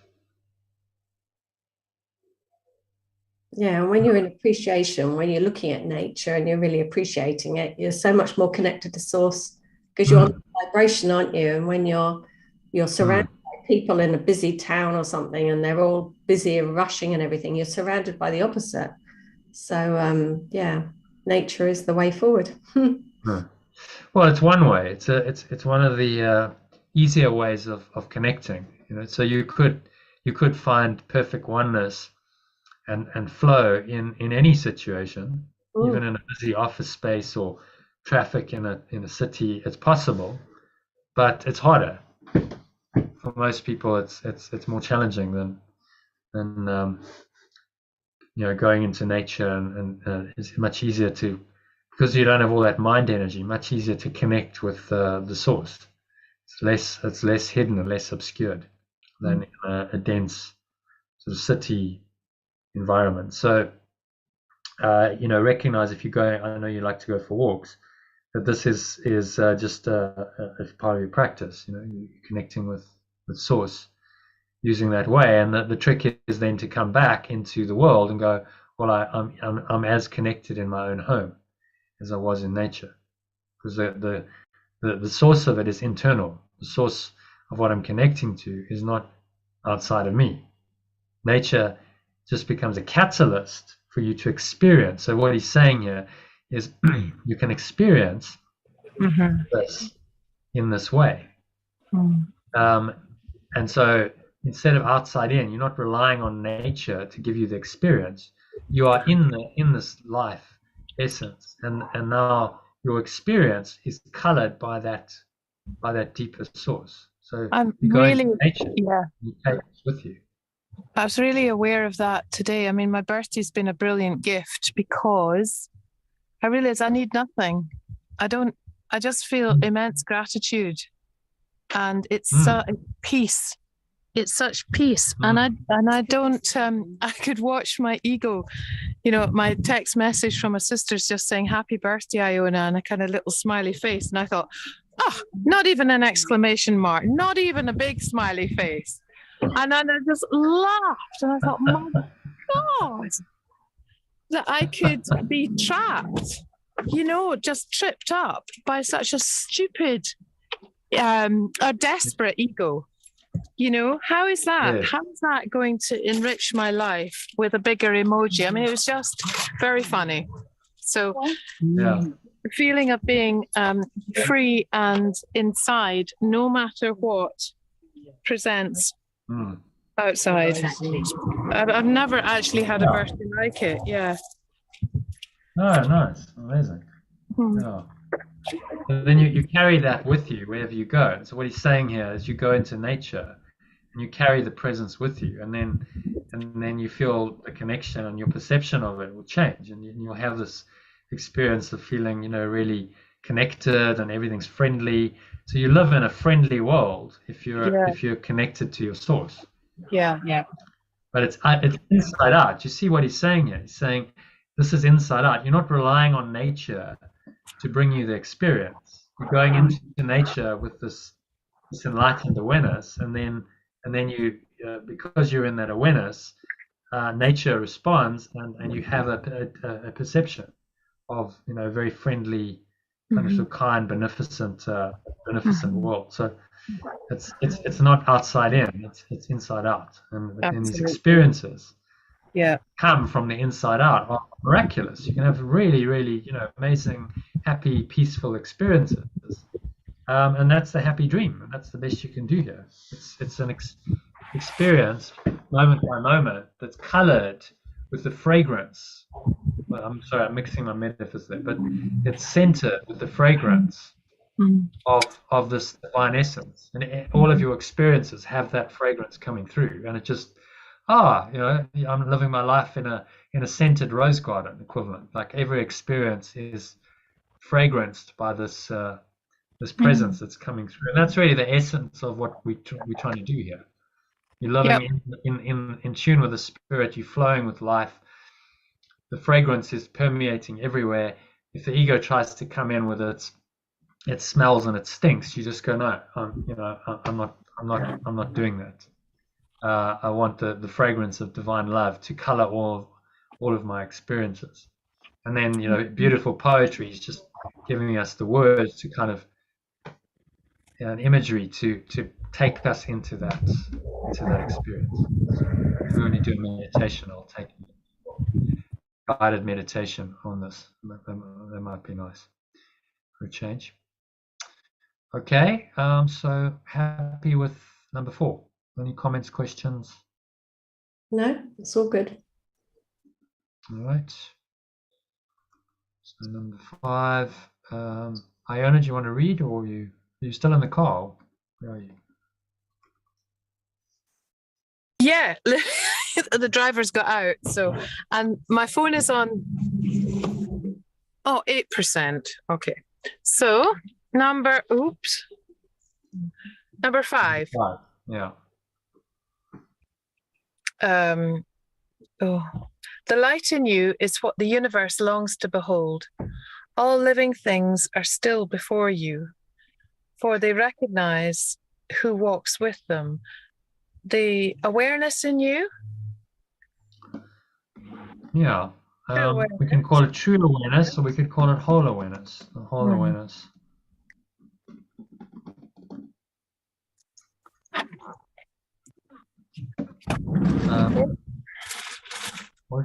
Maybe we should stick to, because we've called it true awareness in past lessons. True awareness in you. Whole awareness, true awareness. It's referring to the same thing. Okay. You happy with that? Yeah, I'm happy. All living things are still before you, for they recognize who walks with them. The true awareness you carry is their own. That's lovely. That you become a reflection of what's inside them.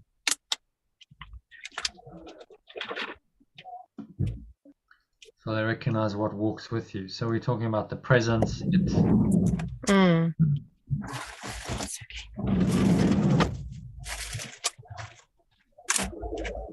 True awareness you carry. Okay, right. We're going to drive now. It might get a bit noisy. I don't know if you can still hear me. Yeah, I can hear you. Okay. Yeah. Oh, it's shutting down. Oh, sorry, we've overheated. No, really? Yeah. Sorry. Phone's dying. Okay. All right, see you shortly. Yeah, see you shortly. Okay. Okay, so you want to continue that? The true awareness. The true awareness you carry is their own, and thus they see you in their holiness. They see in you their True awareness. Saluting. Yeah, pure formless awareness, because that's what holiness is. Pure. Saluting you as Savior and as God. Pure formless awareness of perfect love. Saluting you as Savior, as... How do you think we should translate that? I don't know. You as Savior.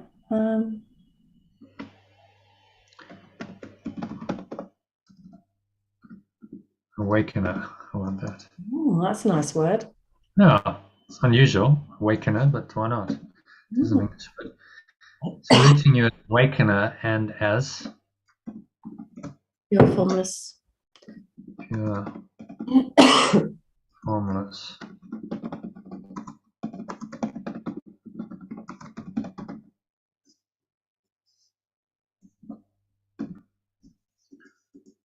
Accept their reverence.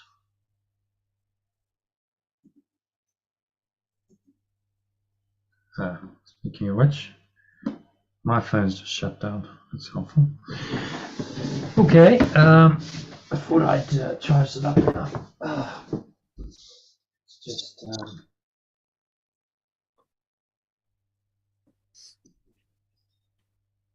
that plugged in.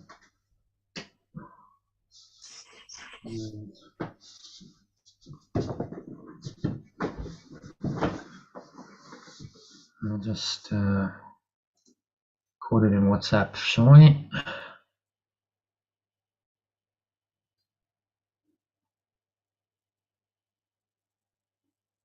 Yeah, okay, so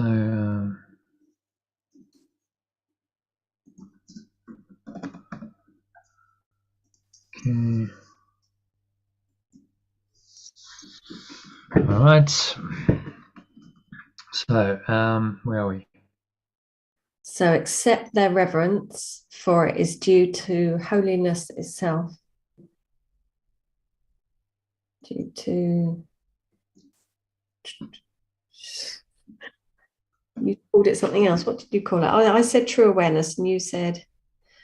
Oh, okay. Pure formless awareness. Pure formless awareness, perfect. It's all pure formless awareness. Well, everything is, isn't it? But then you wouldn't make a sentence with it, would you?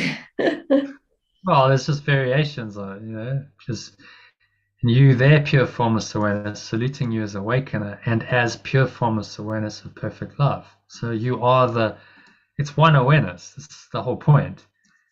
Right? This awareness, we have it capitalized, pure formless awareness of perfect love or God, is your awareness. It's their own pure formless awareness, seemingly small, but actually that is the one awareness that is yours and theirs. Accept their reverence, for it is due to pure formless awareness itself, which walks with you, transforming in its gentle light all things into its likeness and purity.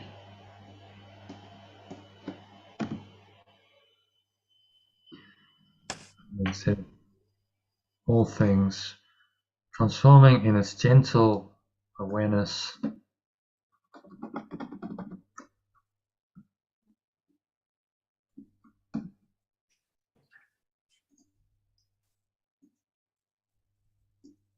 all things into its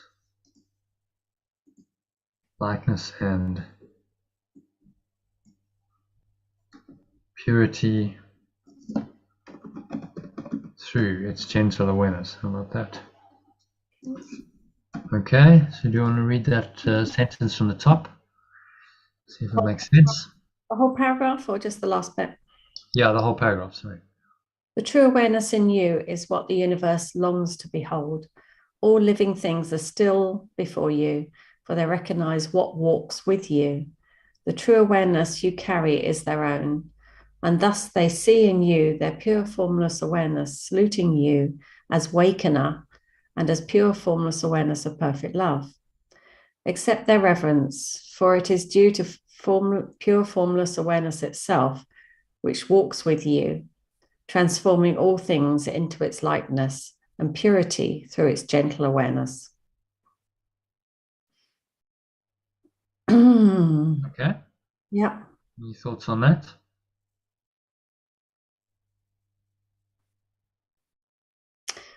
I suppose when animals tend to be more in true awareness, I would say. So when they look at you, they look at you as though they recognize the truth in you. You know, they look at you with love in their eyes, and it's like that's why nature is easier for us, because we see them as love back, don't we? But we don't necessarily perceive the love back from others that are not seeing life from that pure formless awareness of perfect love. I know what I mean. It's the reflection thing, isn't it? Like, do you hold your image and project it out, or do you take the feedback from the universe and respond accordingly? But of course, you've got to come from pure formless awareness. Yeah, just thinking out loud. I think animals help us to connect in with unconditional love, because they don't have the same judgments as humans. So there's more of an access to this state of pure formless awareness. And you go, oh, that's nice. You know, my dog just loves me no matter what. And what I'm thinking, what I'm doing, you know, it's always friendly, it's always happy. So it connects us with this source of perfect love, which is in us. So yeah, it doesn't matter what you think you've done, what's going on in your life. This love is still there. You're still loved.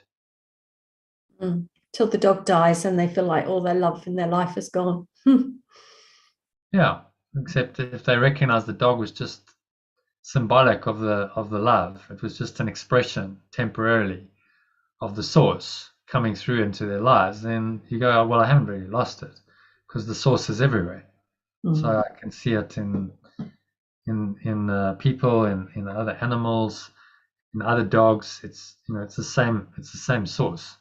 It's the same love expressed just in a different form. So just don't get attached to the form, really. So is the thing. Because as soon as you attach to form and you say, oh, well, only that dog can I get love from, that's what we call a special relationship and special love, which is not really helpful for us, because it actually separates us from the whole source. And we say, oh, only in that specific instance can I experience love. Well, that's just not true. So that's the difference between special love and holy love. Special love is always specific to one person or one entity, one seemingly separate individual entity, which could be anything. It could be a dog, it could be a hamster, it could be, you know, whatever you choose to see as this is your special, you know, your special love that makes you special. And of course, it's a recipe for pain, because at some point that's going to die, especially if it's an animal. It's a much shorter lifespan than you, so it's going to die, and then you feel like, oh, no, I'm as attached I wasn't so-called in love. That's how much I suffer. But simply recognizing that it's one source of love coming through, and it's just expressing through that, the temporary expression of the form of this animal or person. Well, then you can't lose it. It's an internal source just expressing through this particular form in this moment, and the form will die. The form is not going to last, but the essence that underlies it will last, and that essence is always available everywhere, always. So how can I lose that? And so it's just a shift in perspective. It's just seeing it differently and saying, I'm not, to use another analogy, I'm not in the ripple consciousness. If I think that the ripple is the ocean and I get attached to the ripple formation, I think that's it, then I'm bound to suffer, because the ripple has a life. It comes, it arises, and then it subsides, and then it's gone. But the ripple is not really independent to itself. It's just a form in the great ocean. So it's an expression of the great ocean. So if you see the ripple as the ocean, you can never lose it. It's all the ocean. I was reading the book yesterday called Silence Heals, about a woman who was in the oneness. She didn't call it oneness, but basically that's what she had. She had this just becoming one and staying in oneness permanently. And a few weeks after being in this state of no thought and completeness, her son died. And there was no ripples. He died. That's the case. And everybody was like waiting for her to fall back into ego and collapse into the story. And she never did. She just stayed in the oneness. And it was, she didn't really have the words for it. She's trying to write, this was the book about it. It was difficult to explain oneness in words, but I found that really interesting to know that this oneness just came for her. I don't think she was a meditator or anything. Just one day it just suddenly happened, and just had quiet mind.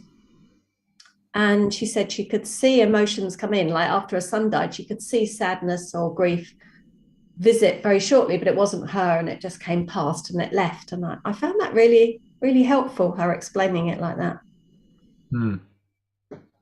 Yeah, Yeshua I think it's actually in the Gospel of Thomas, is quoted as saying, "Be passers by, just be passers by." So nothing here sticks. Nothing here is going to sit with you. Everything's just passing by. So someone dies, just a passing experience. If you're rooted in the stillness, as sounds like she was, then what does it matter? She's resting in the depth of the great ocean, and the ripple has apparently come and gone, which is her son. Okay, so now we have a biological attachment. It came through my body. Well, that's crazy. That's just the way, on the physical level, that the body came into birth. We have this, mechanism, but he wasn't really your son. In truth, he's just another ripple in the ocean. And I guess she just saw that, and then there's no suffering.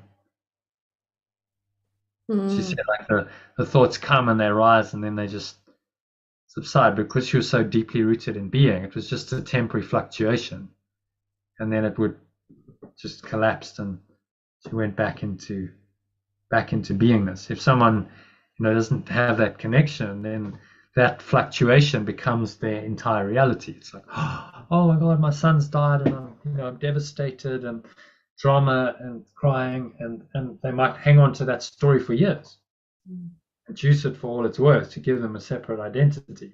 10 years ago my son died, and I'm still trying to get over it. And then I go to a support group for parents who've lost children, and I tell my story over and over again, and this is what we do. And like we think that's helpful, and actually it's not. Just let it go. Like, the more you talk about it. I remember someone, my sister's boyfriend, he's from he's Serbian. So in their culture they have this tradition of every 3 months for the first year, and then every year subsequent, someone's died, especially if it's the younger. So the daughter, who was 18, died of some brain hemorrhage or something, of one of his cousins. So every 3 months they would now have another ceremony to revisit the thing and go over it again and remember her and commiserate, and going, just like, really, just let it go. Like, so you have to say one goodbye. It's like a funeral or whatever you want to do. Have a little ceremony.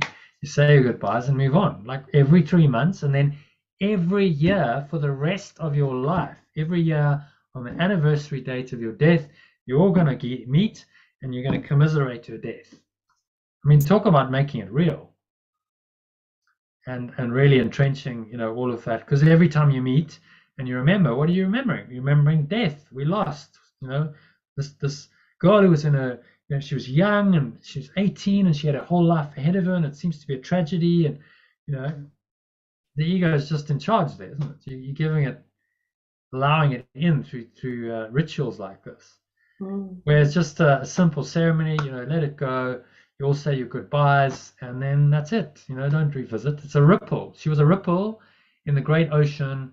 It was a ripple that only lasted 18 years. That was that ripple's particular life, and that's okay. Some ripples only last 18 years. Some ripples only last a few minutes. That's how it goes. But the ripple is not the ocean. So why are you attaching to the ripple? It doesn't make any sense to do that.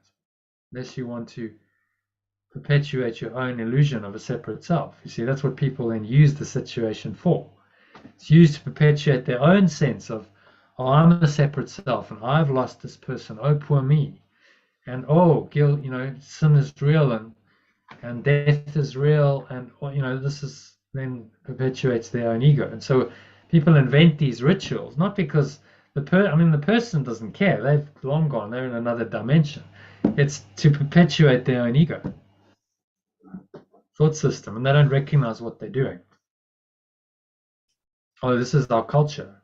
This is the way we've always done it. Well, actually, it's not helpful if you really look at it, from a true perspective. You'll see this is not a ritual. It's helpful, so you should just stop it, because someone at some point decided that this was a good idea, and then everyone adopted it, and then it becomes something that's now in the culture, and we all do it without questioning the thought system that led to the first time people did it was maybe incorrect.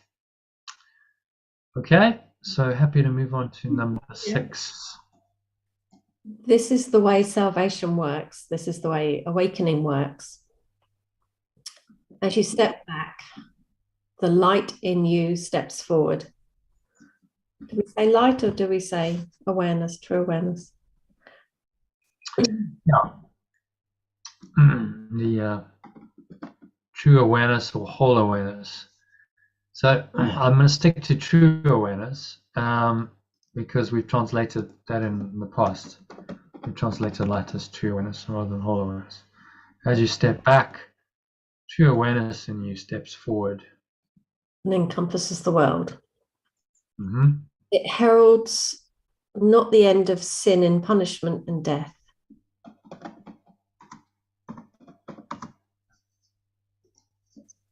Does not herald. It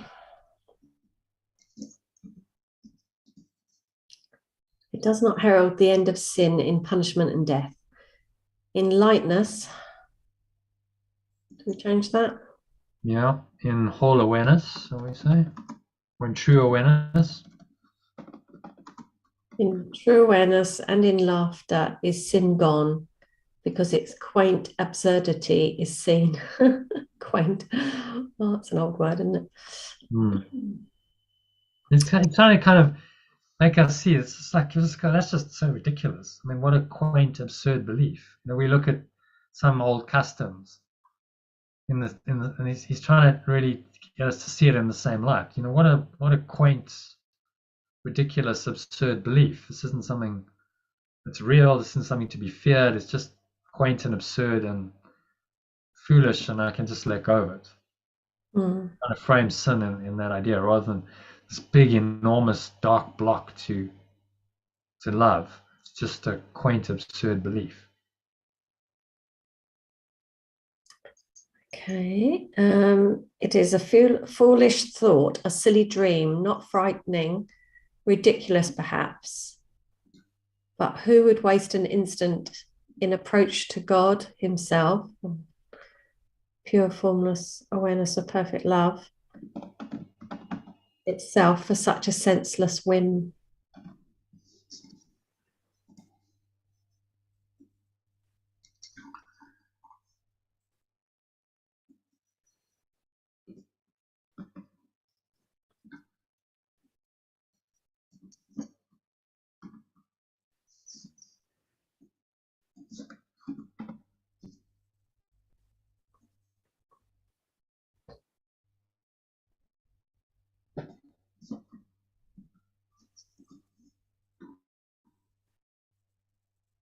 It's nice that stepping back.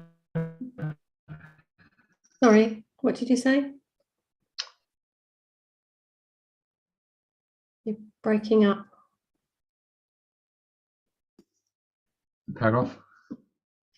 Sorry, you're breaking up. Say it again. It says my internet connections and stuff from the top.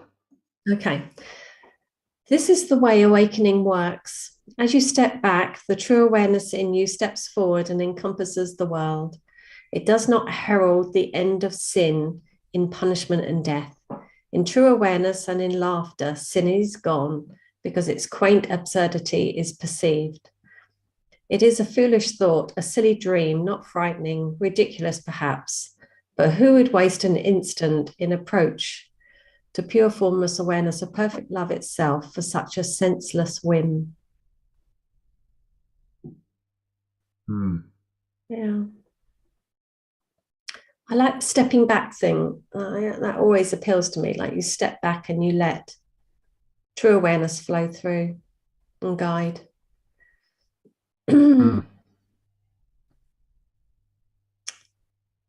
Yeah. Yeah. Should we just keep there, because it's an analogy of walking a road and stuff. So as you step back, true awareness in you steps forward and encompasses the world. So do you want to keep that language? Because we could that's good. Translate it into something else. That's good. Works for you. Yeah. Foolish thought, a silly dream, frightening, ridiculous perhaps, but who would waste an instant in approach to pure formless awareness of perfect love itself for such a senseless whim? About in laughter, sin is gone. It reminds me of Iona's comment, was it yesterday, last night's call, where she said that she was getting pain in her third eye, and when she smiled, it went. And I smiled. Yeah. I thought, yeah, it's just like laughing, and the limited awareness tends to go away, doesn't it? And you smile, and the pain goes. And yeah, they're all good little pictures in my head. I just like they make sense to me. Because you often say smile in the meditation, don't you? Yeah. Yeah. Just it's another way of just changing the energy. Another way of letting go. The ego is joyless. The ego can't really laugh or smile at anything. It can maybe have a kind of a sarcastic wit. It can sort of get some kind of perverse enjoyment from someone else's suffering, kind of go, so it's kind of mocking laugh, that kind of thing, but not genuine humor. It's not capable of it. Wow. So if you can really laugh at something, that's why humor is such a good technique for letting go. You're making light of it, just going, this is ridiculous. I'm not taking it seriously anymore, because sin, guilt and fear, it's such a heavy, dark thought system, isn't it? So you make light of it. Something that's just ridiculous. It's just a crazy, insane idea. It doesn't matter how it's dressed up. It can seem to be all very heavy and dark, and it's not. It's just an illusion, just a silly dream. So yeah, this is why masters, spiritual teachers who understand this are light. It's like, well, it's all a joke. It's like, it's not. This isn't serious. I don't have to take it seriously. So they can go into a situation that everyone else is very serious. It's be like, well, it's not serious. It doesn't matter. None of this is true. None of this really exists. So yeah, I suppose that's why are you getting heavy upset? That's why you can be in a business meeting and it can be really heavy energy, can't it? And then it's just not an appropriate place to have a laugh and lighten up the energy. So yeah. No, everyone's taking themselves so seriously. But I remember I was listening to Ram Dass. I quite enjoyed some of this stuff. And he was saying he was part of a kind of charity, non-profit organization, and he said the most important board member is a clown, because he reminds us all not to take ourselves too seriously. When we start going to, we've got all these problems to solve, it all gets very serious. He reminds us that keep it light and laugh, even if you're dealing with, I think that it was a charity set up to help people with end of life issues, and you're dealing with death and trauma, this kind of stuff. He says, he reminds us to keep it light and to laugh, because if you forget that, then the ego has come in and hijacked it and made it all very, very, dense and heavy and serious. And he's just trying to take us here with this teaching on, it's just a silly dream, a ridiculous thought. into a kind of, well, it's just, it's just ridiculous. You can just have a good laugh at this and see the insanity of the whole thought system and not take it seriously at all. And there's a great freedom in that. So that's always a good approach. If things get heavy and dark and sin appears to be real, and just go, this is just ridiculous. Just a crazy mad, a tiny mad idea that's now manifesting in this form that seems to be so heavy and serious, but it's really not. It's just a crazy fantasy, and I don't need to, despite the projections of it, the idea itself is just a silly dream. It's not frightening at all. So yeah, just making light of it, with seeing it correctly makes light of it. Humor, lightness, laughter, these are all ways of undoing this very heavy. I mean, sin particularly.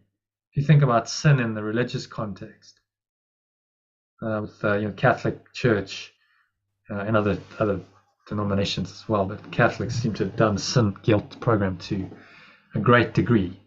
Very heavy, very kind of like, oh, it's not a light kind of very heavy. Oh no, you're an original sinner, and you've got to come in, you've got to do your confession, and how have you sinned? It's very heavy and dark, and it's just saying, just look at this crazy idea of sin and recognize that it's mad. You can just have a laugh at it. When there's funerals and everyone's wearing black and everyone's very heavy energy, and I'm just feeling like it's just not, it's not happening for me the way it's happening for you. And that's always an interesting scenario. Yeah. Well, wear a floral dress instead.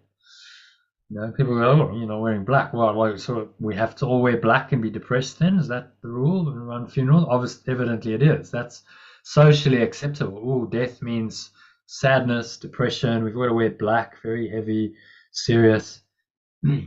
Oh, it's just a ripple. The ripple went back to the ocean. So what's everyone sad about? You might not want to say that because people might be offended, but in your mind you can think it and just carry the energy and go, what's everyone sad about? The ripple's gone back to the ocean. The ripple might come again in another form. The ripple hasn't died. It's just going in for a little reformat, change of form. Different ripple will come out. It's okay, Or even better scenario, the ripple has actually realized that it's the ocean. It doesn't need to think it's a ripple anymore, and is as free. Ripple is free of being a ripple. Well, that's something to really be celebrated, and death is the opening to that. So it's kind of funny, because if we thought, if heaven is the desired state, you go, well, death should be a celebration. Person's gone to heaven. I mean, this is amazing. Why are we sad? They've gone somewhere, much better, if we believe that. But Steve Jobs classically said, people want heaven, but no one wants to die, to have to go to heaven. It's the paradox. It's like, I want heaven. I understand that's not of this world and not in the body, but I don't want to die to get there. Well, it's like, well, obviously you have to die in order to get there fully, because heaven is not in this world. But that's just how the ego plays out with its remaining attachment to this world. I love the idea of to get us to believe in it. And death is I like this lesson. He's just saying, just make light. Yeah. Death is reformatting. Death is what? Reformatting, you said. Yeah, exactly. You're reformatting your hard drive. Basically, it's like wipe the hard drive, all the information off, and now reformat, and you're going to have another incarnation as another hard drive with more stuff that's going to be loaded on. But nothing's really, your true awareness is still there. The drive is still there. It's just all the information's been wiped off. Well, that's not quite the case, because you've still got karma, you've still got the resident programs, but it's a reformatting of a part of the drive. So in conscious awareness, you're not aware then of your previous life. That all just gets wiped clean, and then you come back for another go. until you go, okay, well, I see through the illusion. I'm not, I'm not a ripple. I'm the entire ocean, and I just want to stay in ocean consciousness rather than ripple consciousness. Well, then you're free, and you realize the ripple was always a delusion. Okay. So happy with Yeah. this number 6. He's just saying, keep it light. If you're tempted to take anything too seriously, remember this lesson. So, just make light of it. So that'll help you to put it in proper perspective, to reconnect with your source, to stay rooted in the source, and not allow these illusions of death and disaster to sabotage your joy. Okay, so last paragraph. It's quite a short lesson today. 156. We're on 155 at the moment. Yeah, well spotted. Sorry. Actually, it's not the last. There's 2 more.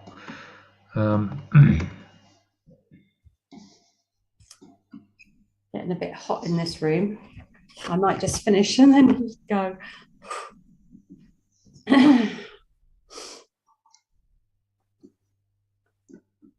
Go somewhere else. Okay, so 156. If you want to translate this.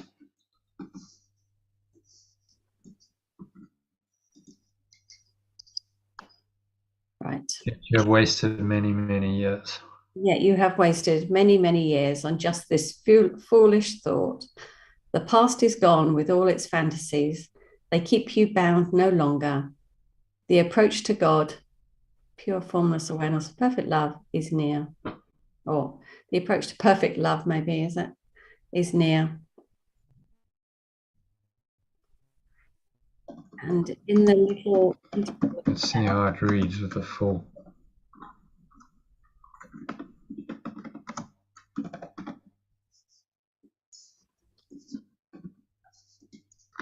The approach to pure formless awareness of perfect love is near, and in the little interval of doubt that still remains, you may perhaps lose sight of your companion and mistake it for the senseless ancient dream that now is past.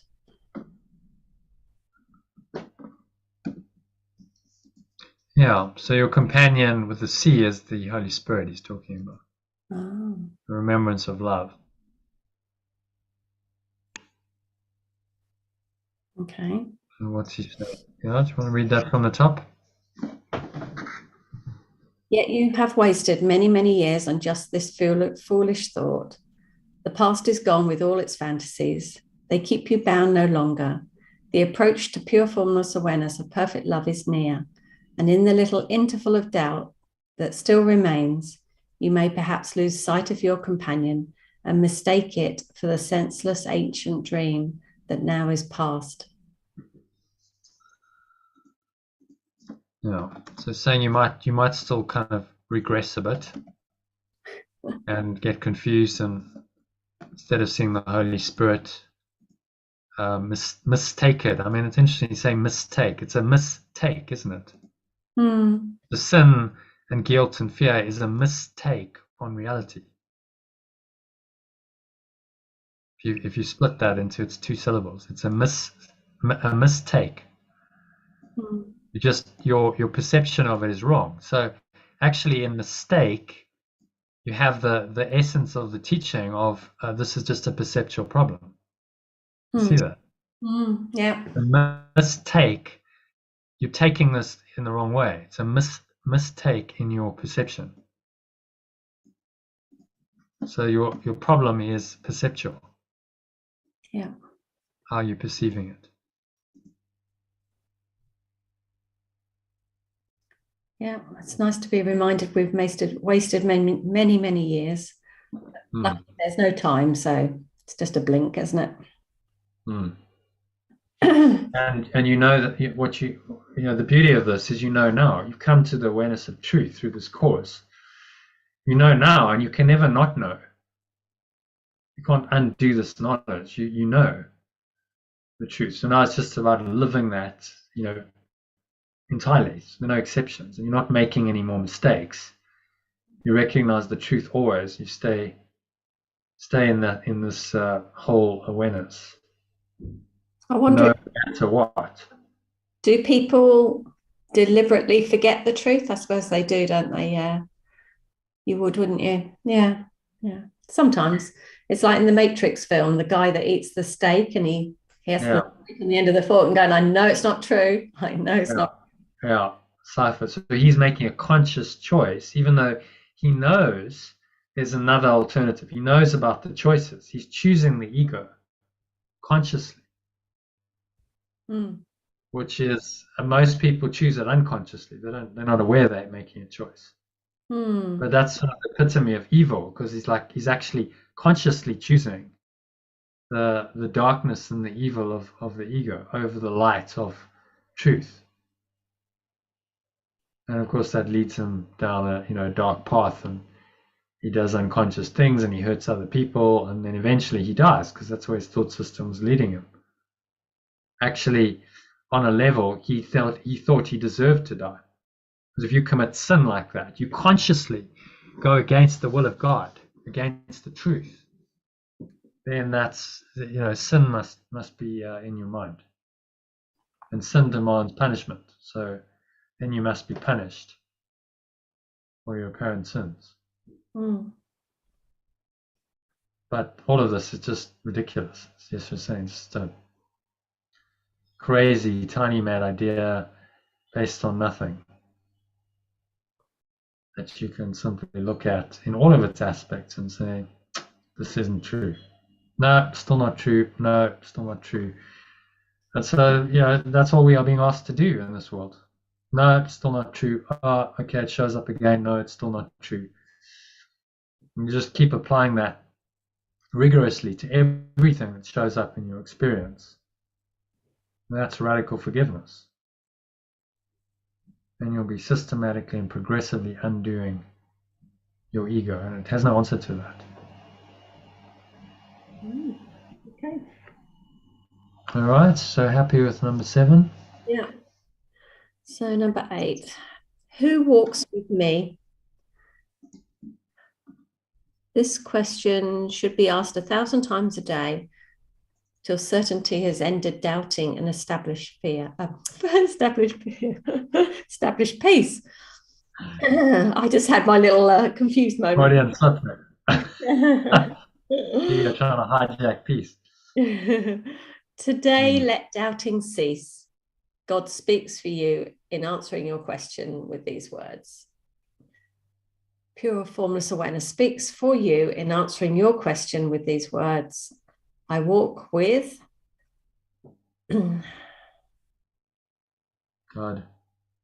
Pure formless awareness. Pure formless awareness. You keep moving it. It's difficult to I just grab instead of typing it all out. The only downside of translating it is it's like much longer. God is a whole lot shorter. Pure formless awareness with perfect love. I walk with God in perfect holiness. I walk with pure formless awareness, or do you want to put love? I walk with love in perfect whole holiness. Yeah, we can put pure formless awareness, perfect love. Perfect love in perfect holiness. Whole, perfectly wholeness. Perfectly whole awareness. Yeah, still haven't quite got that one, have I? No. Did that 2 or 3 times.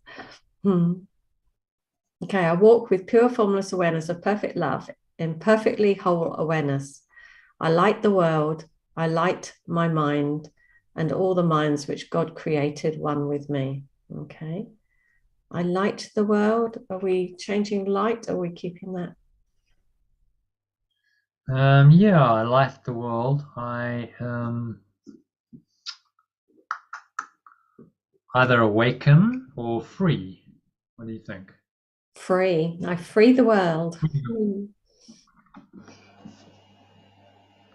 I free the world. I free my mind and all the minds which pure formless awareness of perfect love created one with me.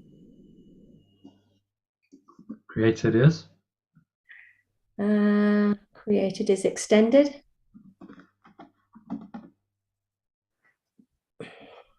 All right. Okay, so read that from the Who walks with me? top. This question should be asked 1,000 times a day till certainty has ended doubting and established peace. Today, let doubting cease. Pure formless awareness of perfect love speaks for you in answering your question with these words. I walk with pure formless awareness of perfect love in perfectly whole awareness. I free the world. I free my mind and all the minds which put pure formless awareness of perfect love extended as one with me. Maybe we should change this. So holiness is pure formless awareness. So I walk with pure formless awareness of perfect love in perfectly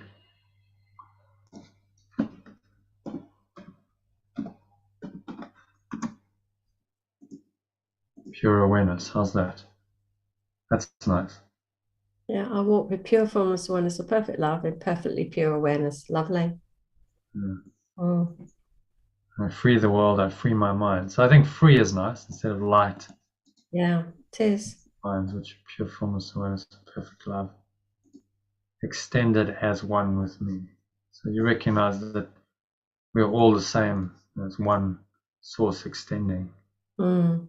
Irrespective of what your brothers believe. That doesn't matter. The only thing that matters is your perception of them. Let's just switch this around.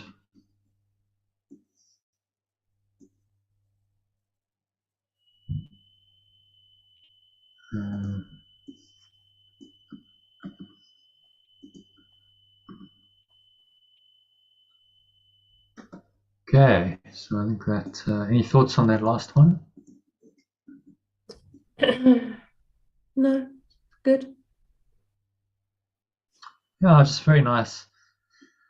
What I like about this, he works on a number of levels. He's talking about logic, so he talks about the logic leading up to this, and then he leaves you this just really feel-good statement that you can just kind of drop into in a meditation and actually experience it. So it's working on both the intellectual level as well as the experiential level. These lessons, which is why they, just another reason why they're so powerful. So theory,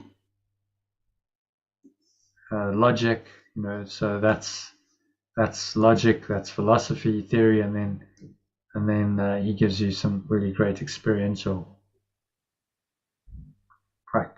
practices to do with the lessons, actual mind training.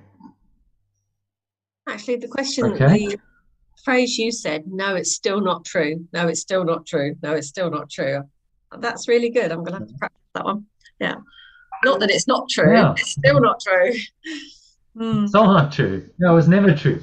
Still not true. So it doesn't matter how much the ego is trying to convince you that it's true. It's still not true. And we just have to, you know, this is just a path of continuously reminding yourself of it. Oh, ego again. No, it's still not true. Oh, there it shows up again. No, you're still not true. And you're doing those corrections multiple times a day. That's you know, that's what you're doing. That's how you're now perceiving the world. Still not true.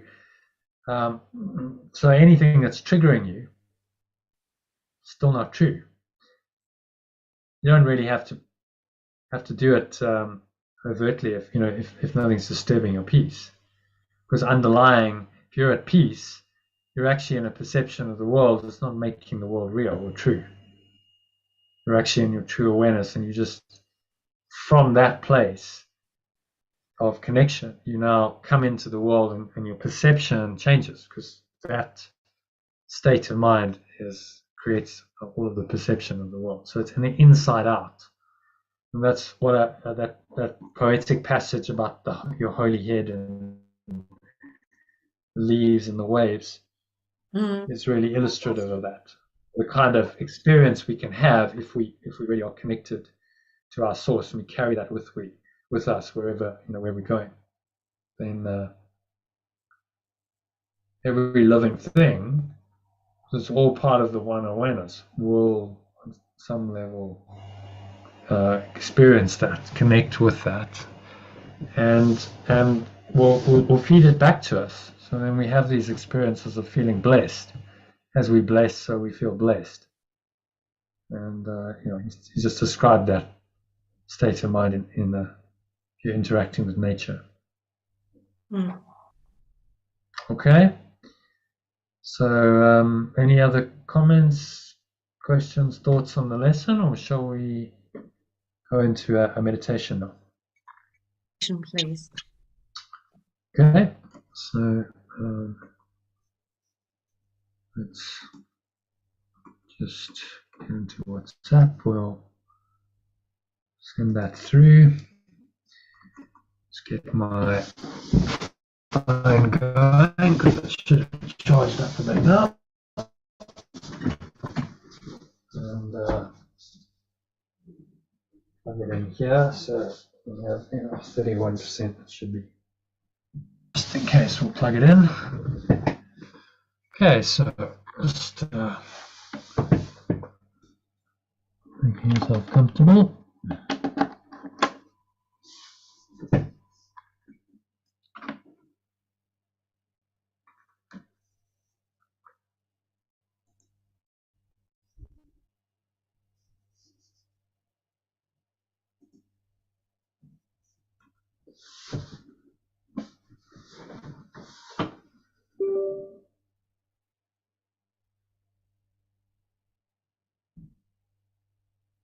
All right, so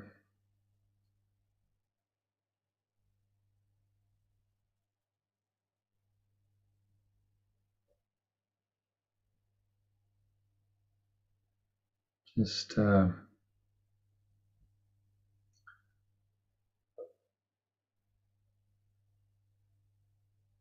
sitting comfortably.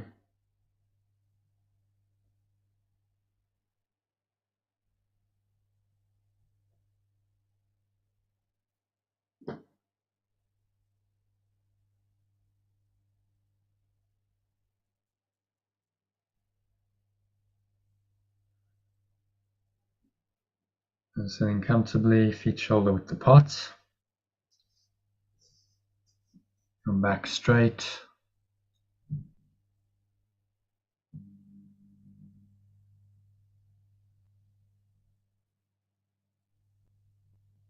Your hands in your lap, close your eyes, and start off by taking a nice deep breath in through the nose. So breathing in, noticing how the stomach rises and the chest rises, and the subtle flow of air in through the nostrils. Just pausing at the top of the inhale.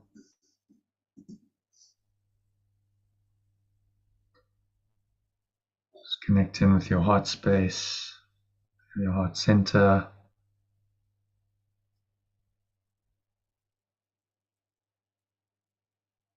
Just draw the energy up.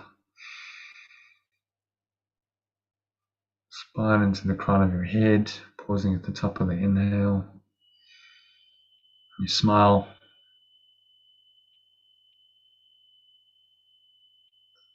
Scan your mind, just noticing any thoughts, any emotions.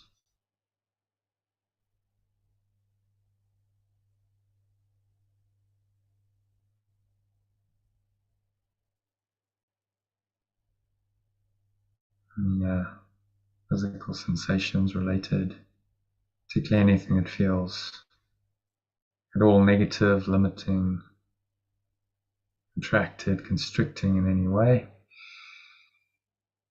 Just breathe into that.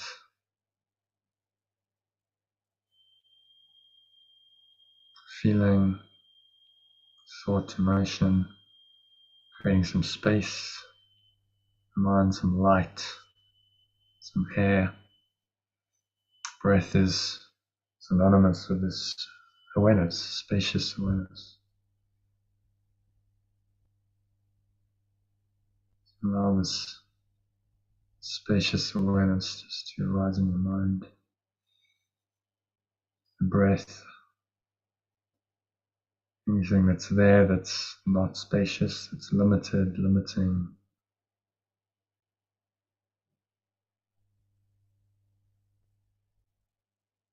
Recognize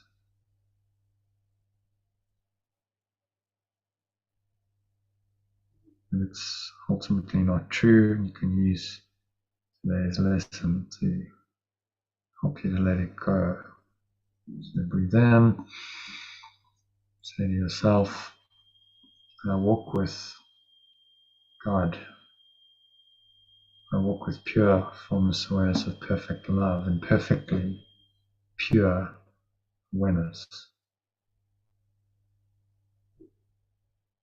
That is a statement of the truth of your awareness and of your source's awareness.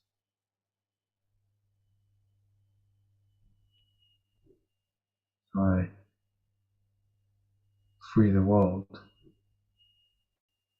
I free my mind and all the minds. It's pure formless awareness of perfect love, extended as one. It's me. And I exhale. Just have a sense of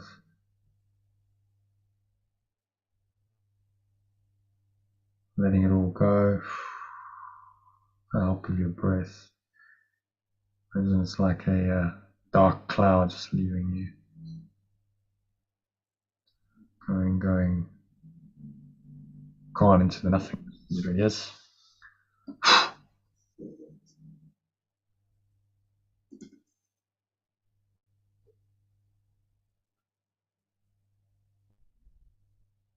So pull the lower stomach in. Expel the last remaining air out. Just rest in this pure formless awareness, perfect love.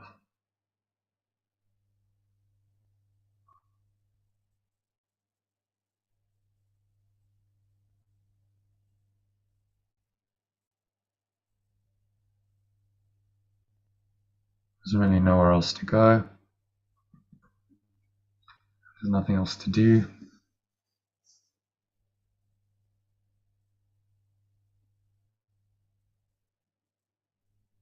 Nothing else to think about.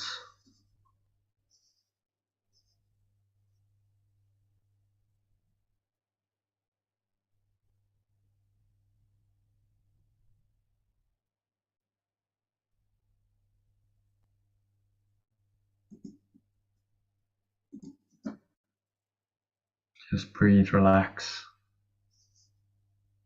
and be still.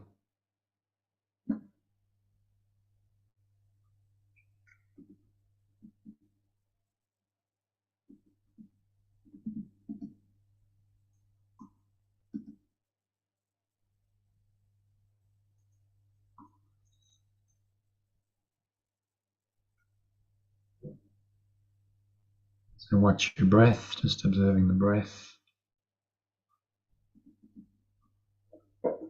Flowing in and out through the nostrils.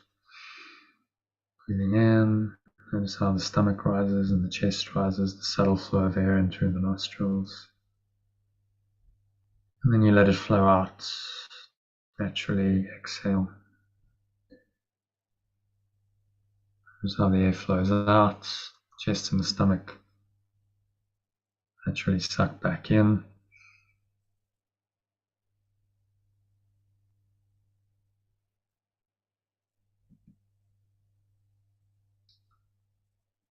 And energy subsides back down the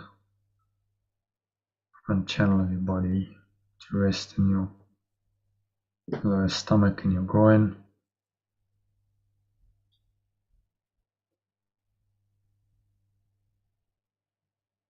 And the weight of your body pressing down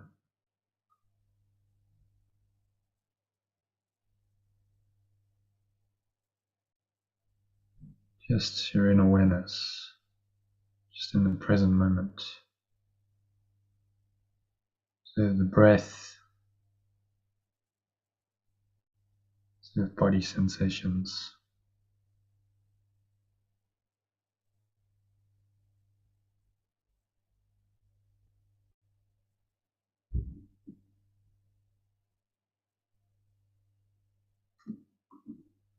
Remind yourself there's really nowhere else to go, nothing else to do.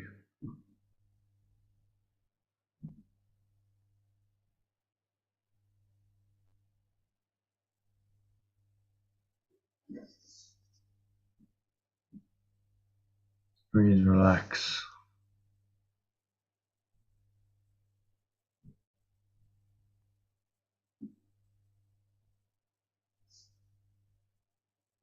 Be still. Walk with God, walk with your formless awareness of perfect love.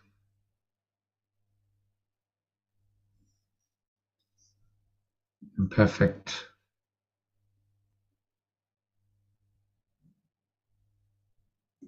wholeness and perfect awareness.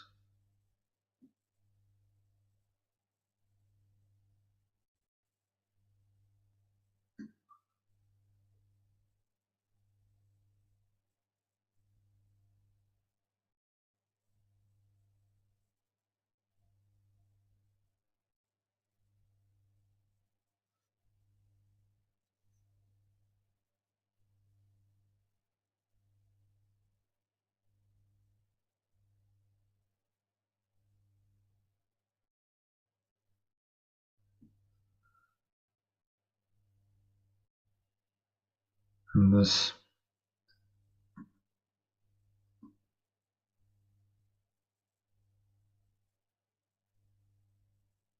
perfectly pure awareness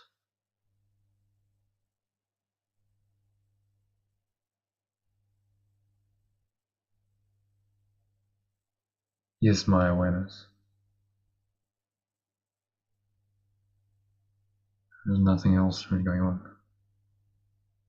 I am this awareness, pure formless awareness of perfect love. I light the world. I free the world. This awareness, I free my mind.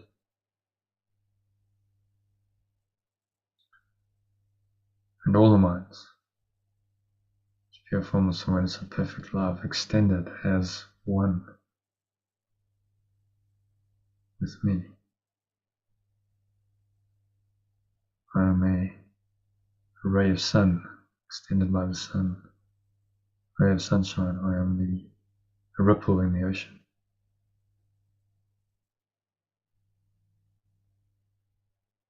A droplet of water.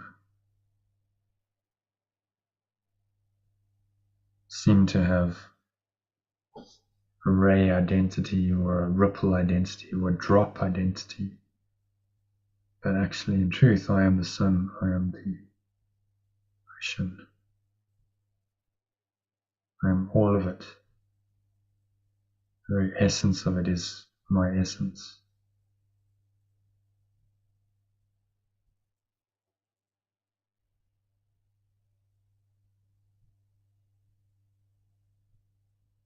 So let go into that essence. Have a sense of that essence shining through your mind. I light the world. I light my mind and all the minds which this pure formless awareness of perfect love extended as one with me. So you're in the pure formless awareness, the blue sky of your true awareness, and the light of your source, the essence of you, the most innermost core.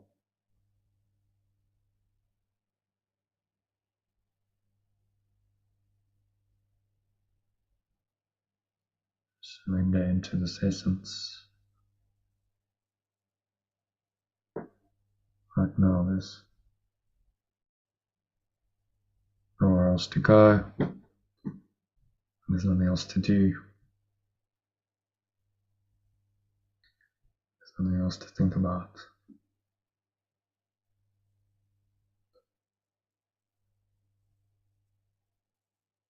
Just be in this awareness.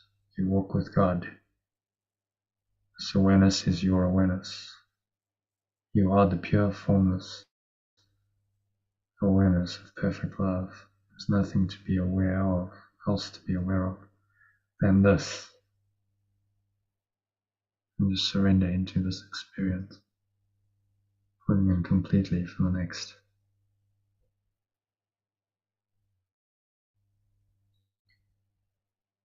minutes of deep silence.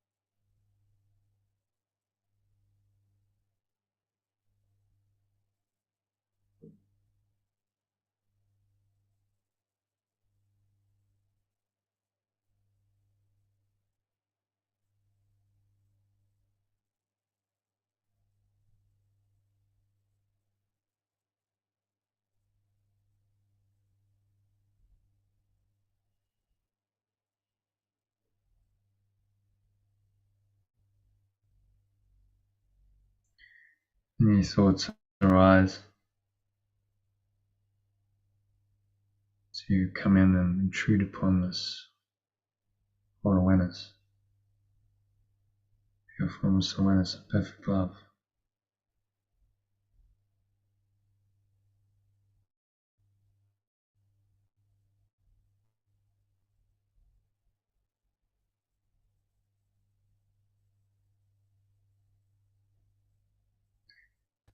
Sensations, anything that's not pure formless awareness.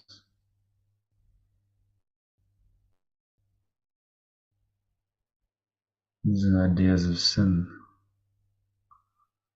guilt. You can use.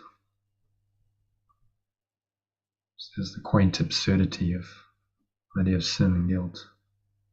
Can be seen and laughed at and dismissed. So let's blow them away. The breeze of your breath.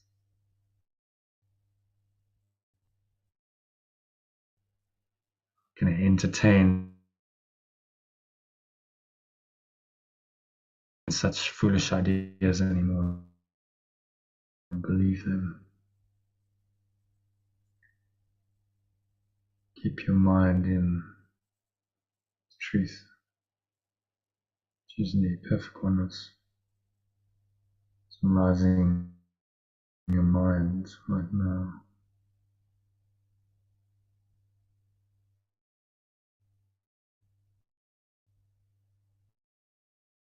It's awareness that lead to everything in this world responding.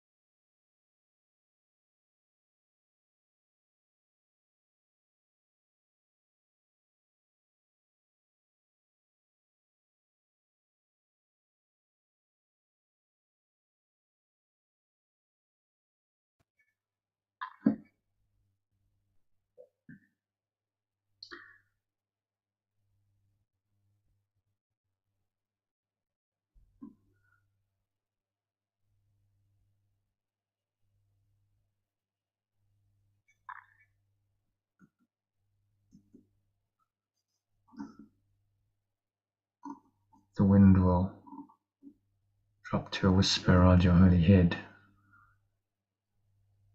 All things that live bring gifts to you and offer them in gratitude and gladness at your feet.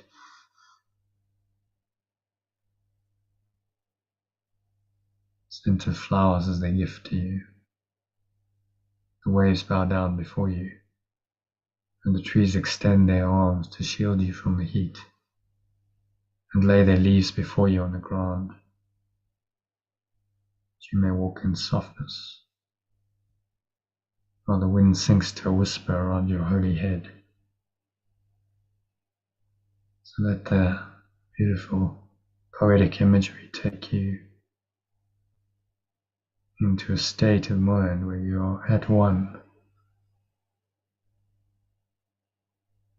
with everything in the world. Perhaps an image of yourself walking in a forest or a field.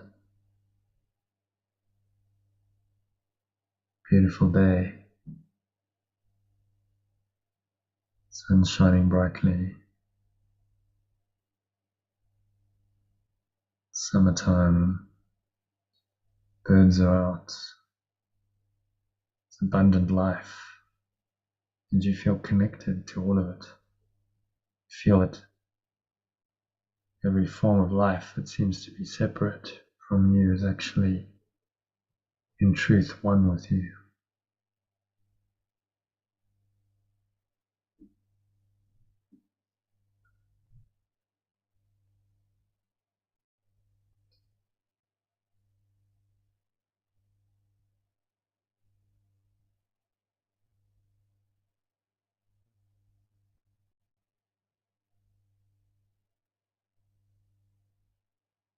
Allow the feeling and the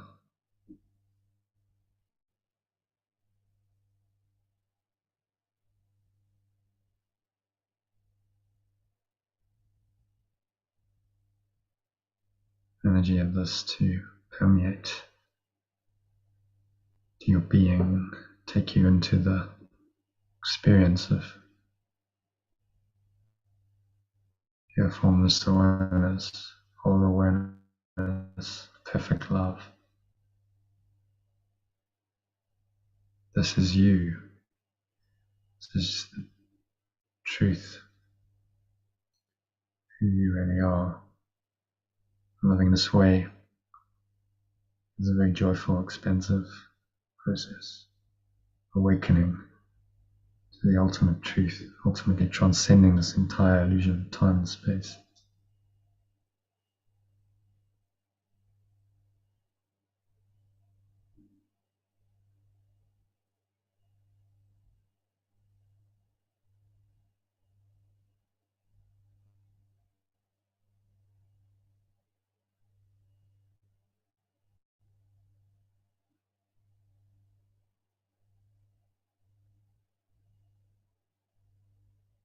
Let's breathe it in, drink this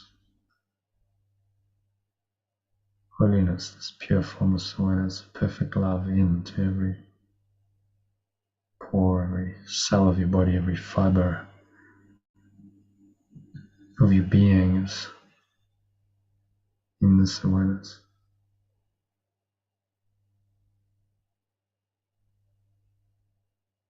And it goes with you wherever you go.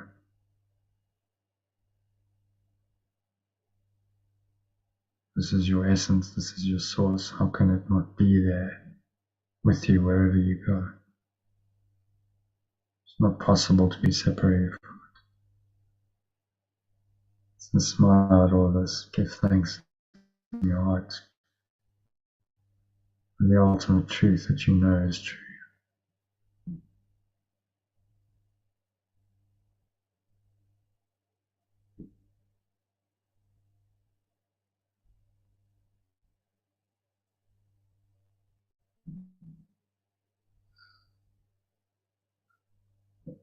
And the intention to carry this with you for the rest of the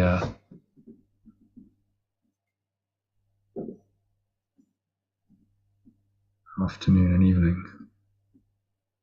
So is said and so is done. And so on the count of 3, you're going to open your eyes. So 1, just breathing in. Noticing how the stomach rises and chest rises and subtle flow of air in through the nostrils.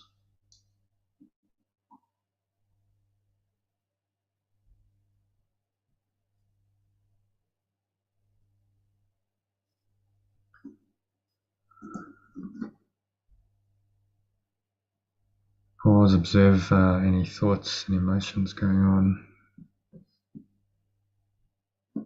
particularly anything that feels at all negative or limiting or contracted or constricting in any way.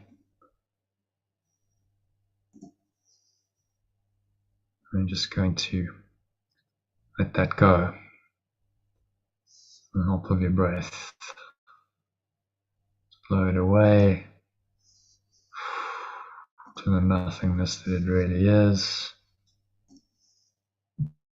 Letting it all go.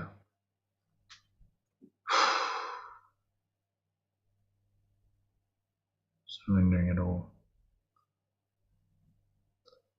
Noticing how the chest sucks back in, the energy subsides back down, the crown of your head into the stomach and groin.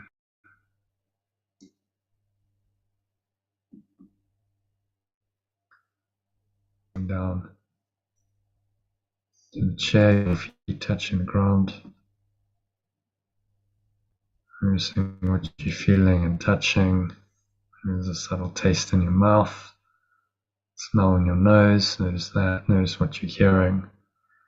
Surrounding environment. Just noticing all these things from this very still, calm, and surrendered state. There's no judgment. This is the pure formless awareness, perfect love in action in your mind.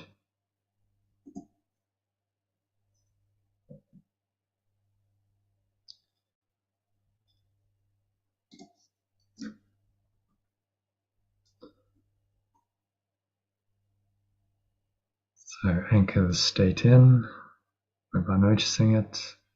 Set the intention to stay here for the rest of the afternoon and evening. So it's said, so it's done. Now on the count of 3, open your eyes.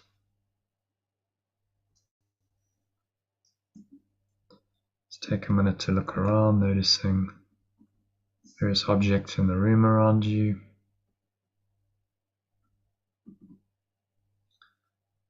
From this state of pure formless awareness, perfect love.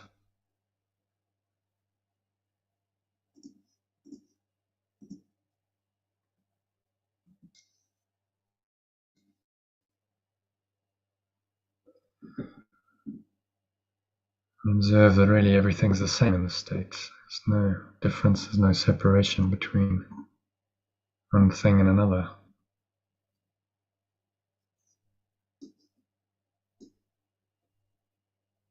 So you see that this awareness underlies everything. This awareness is everywhere. It's all encompassing. This is your awareness.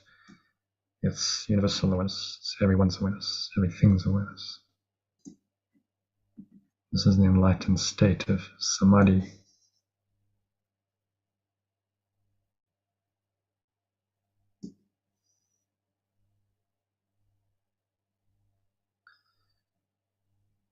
So that brings us to the end of meditation. So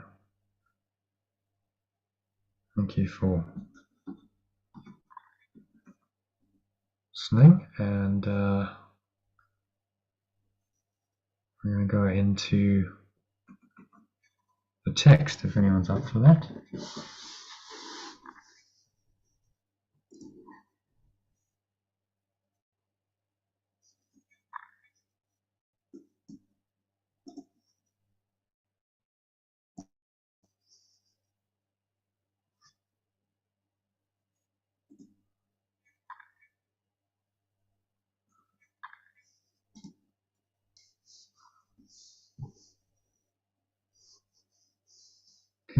Install there. Install there. Okay. Hi, Jono. Hey, Hi Jono. there. Hi. Are you back on your sofa?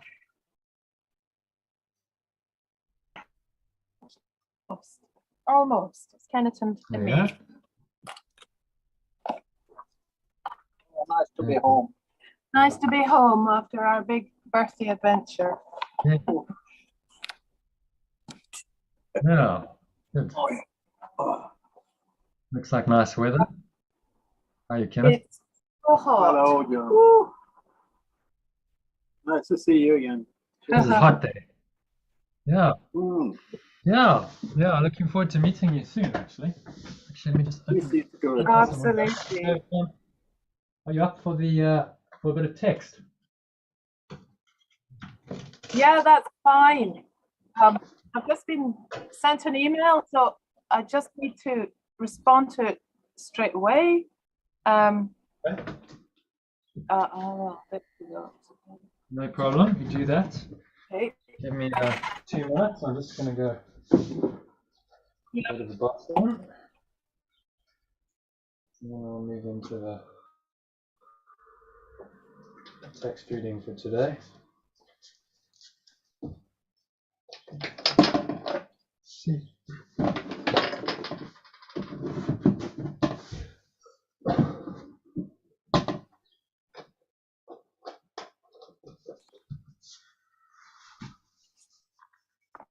Just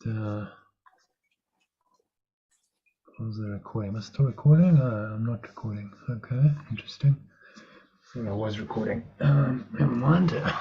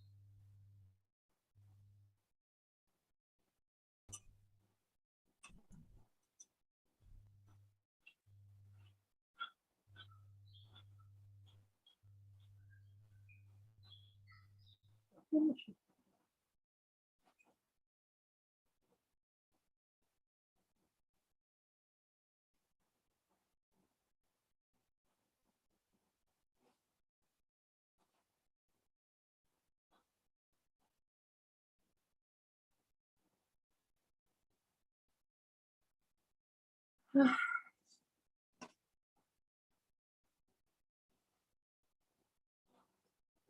nice.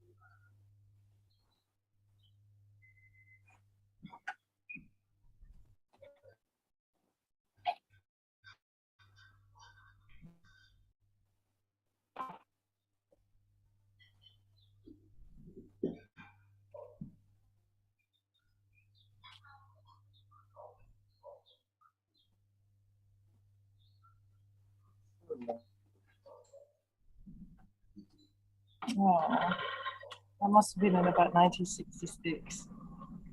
Photograph Martha and Sam. Naughty. Naughty girl.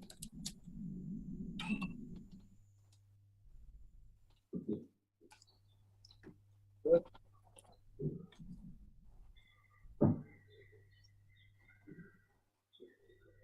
So, what's that?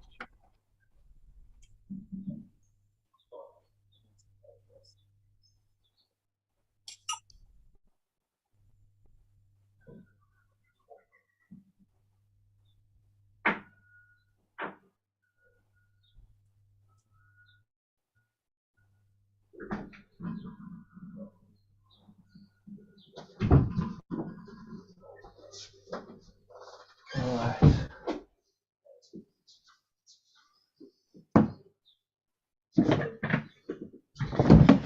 Okay. I'm back.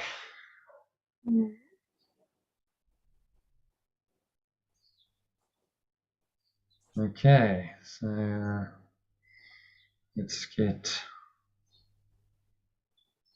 recordings going again.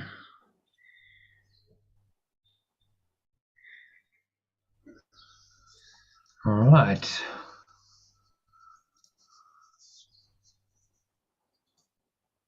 So, hello again.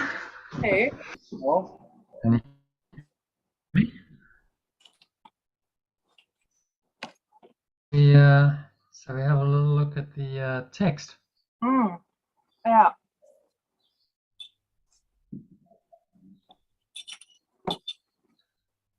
So, what? It's me, host disabled participant screen sharing.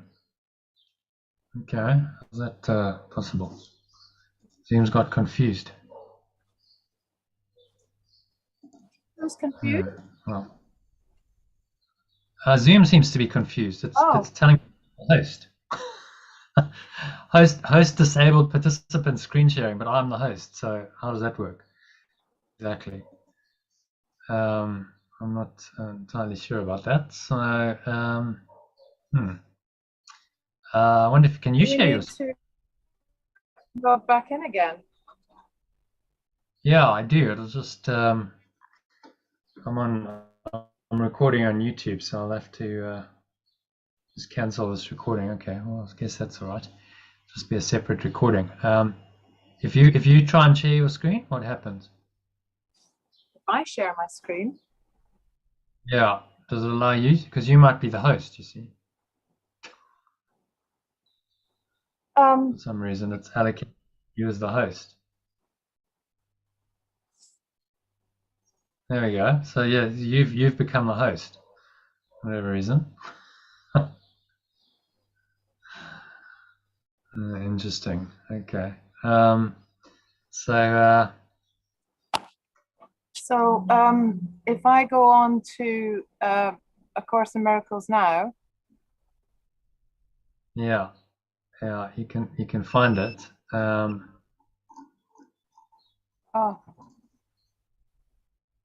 And yeah, you can. So normally what I do is translate it as we go. I can send you. Maybe I should just go out and come back in. I was just Might be wondering easier. about What do you that. think? So I I was like, think so. yeah. Given it's your Okay. birthday, we don't want to unduly tax you. All right, so I'll leave, and then I'll restart the meeting, and I'll come back in. And I think you leave as well because it's I made will. you the host. Definitely. Yeah, yeah. So come back in a couple of minutes, okay? All right. He gone. Yeah.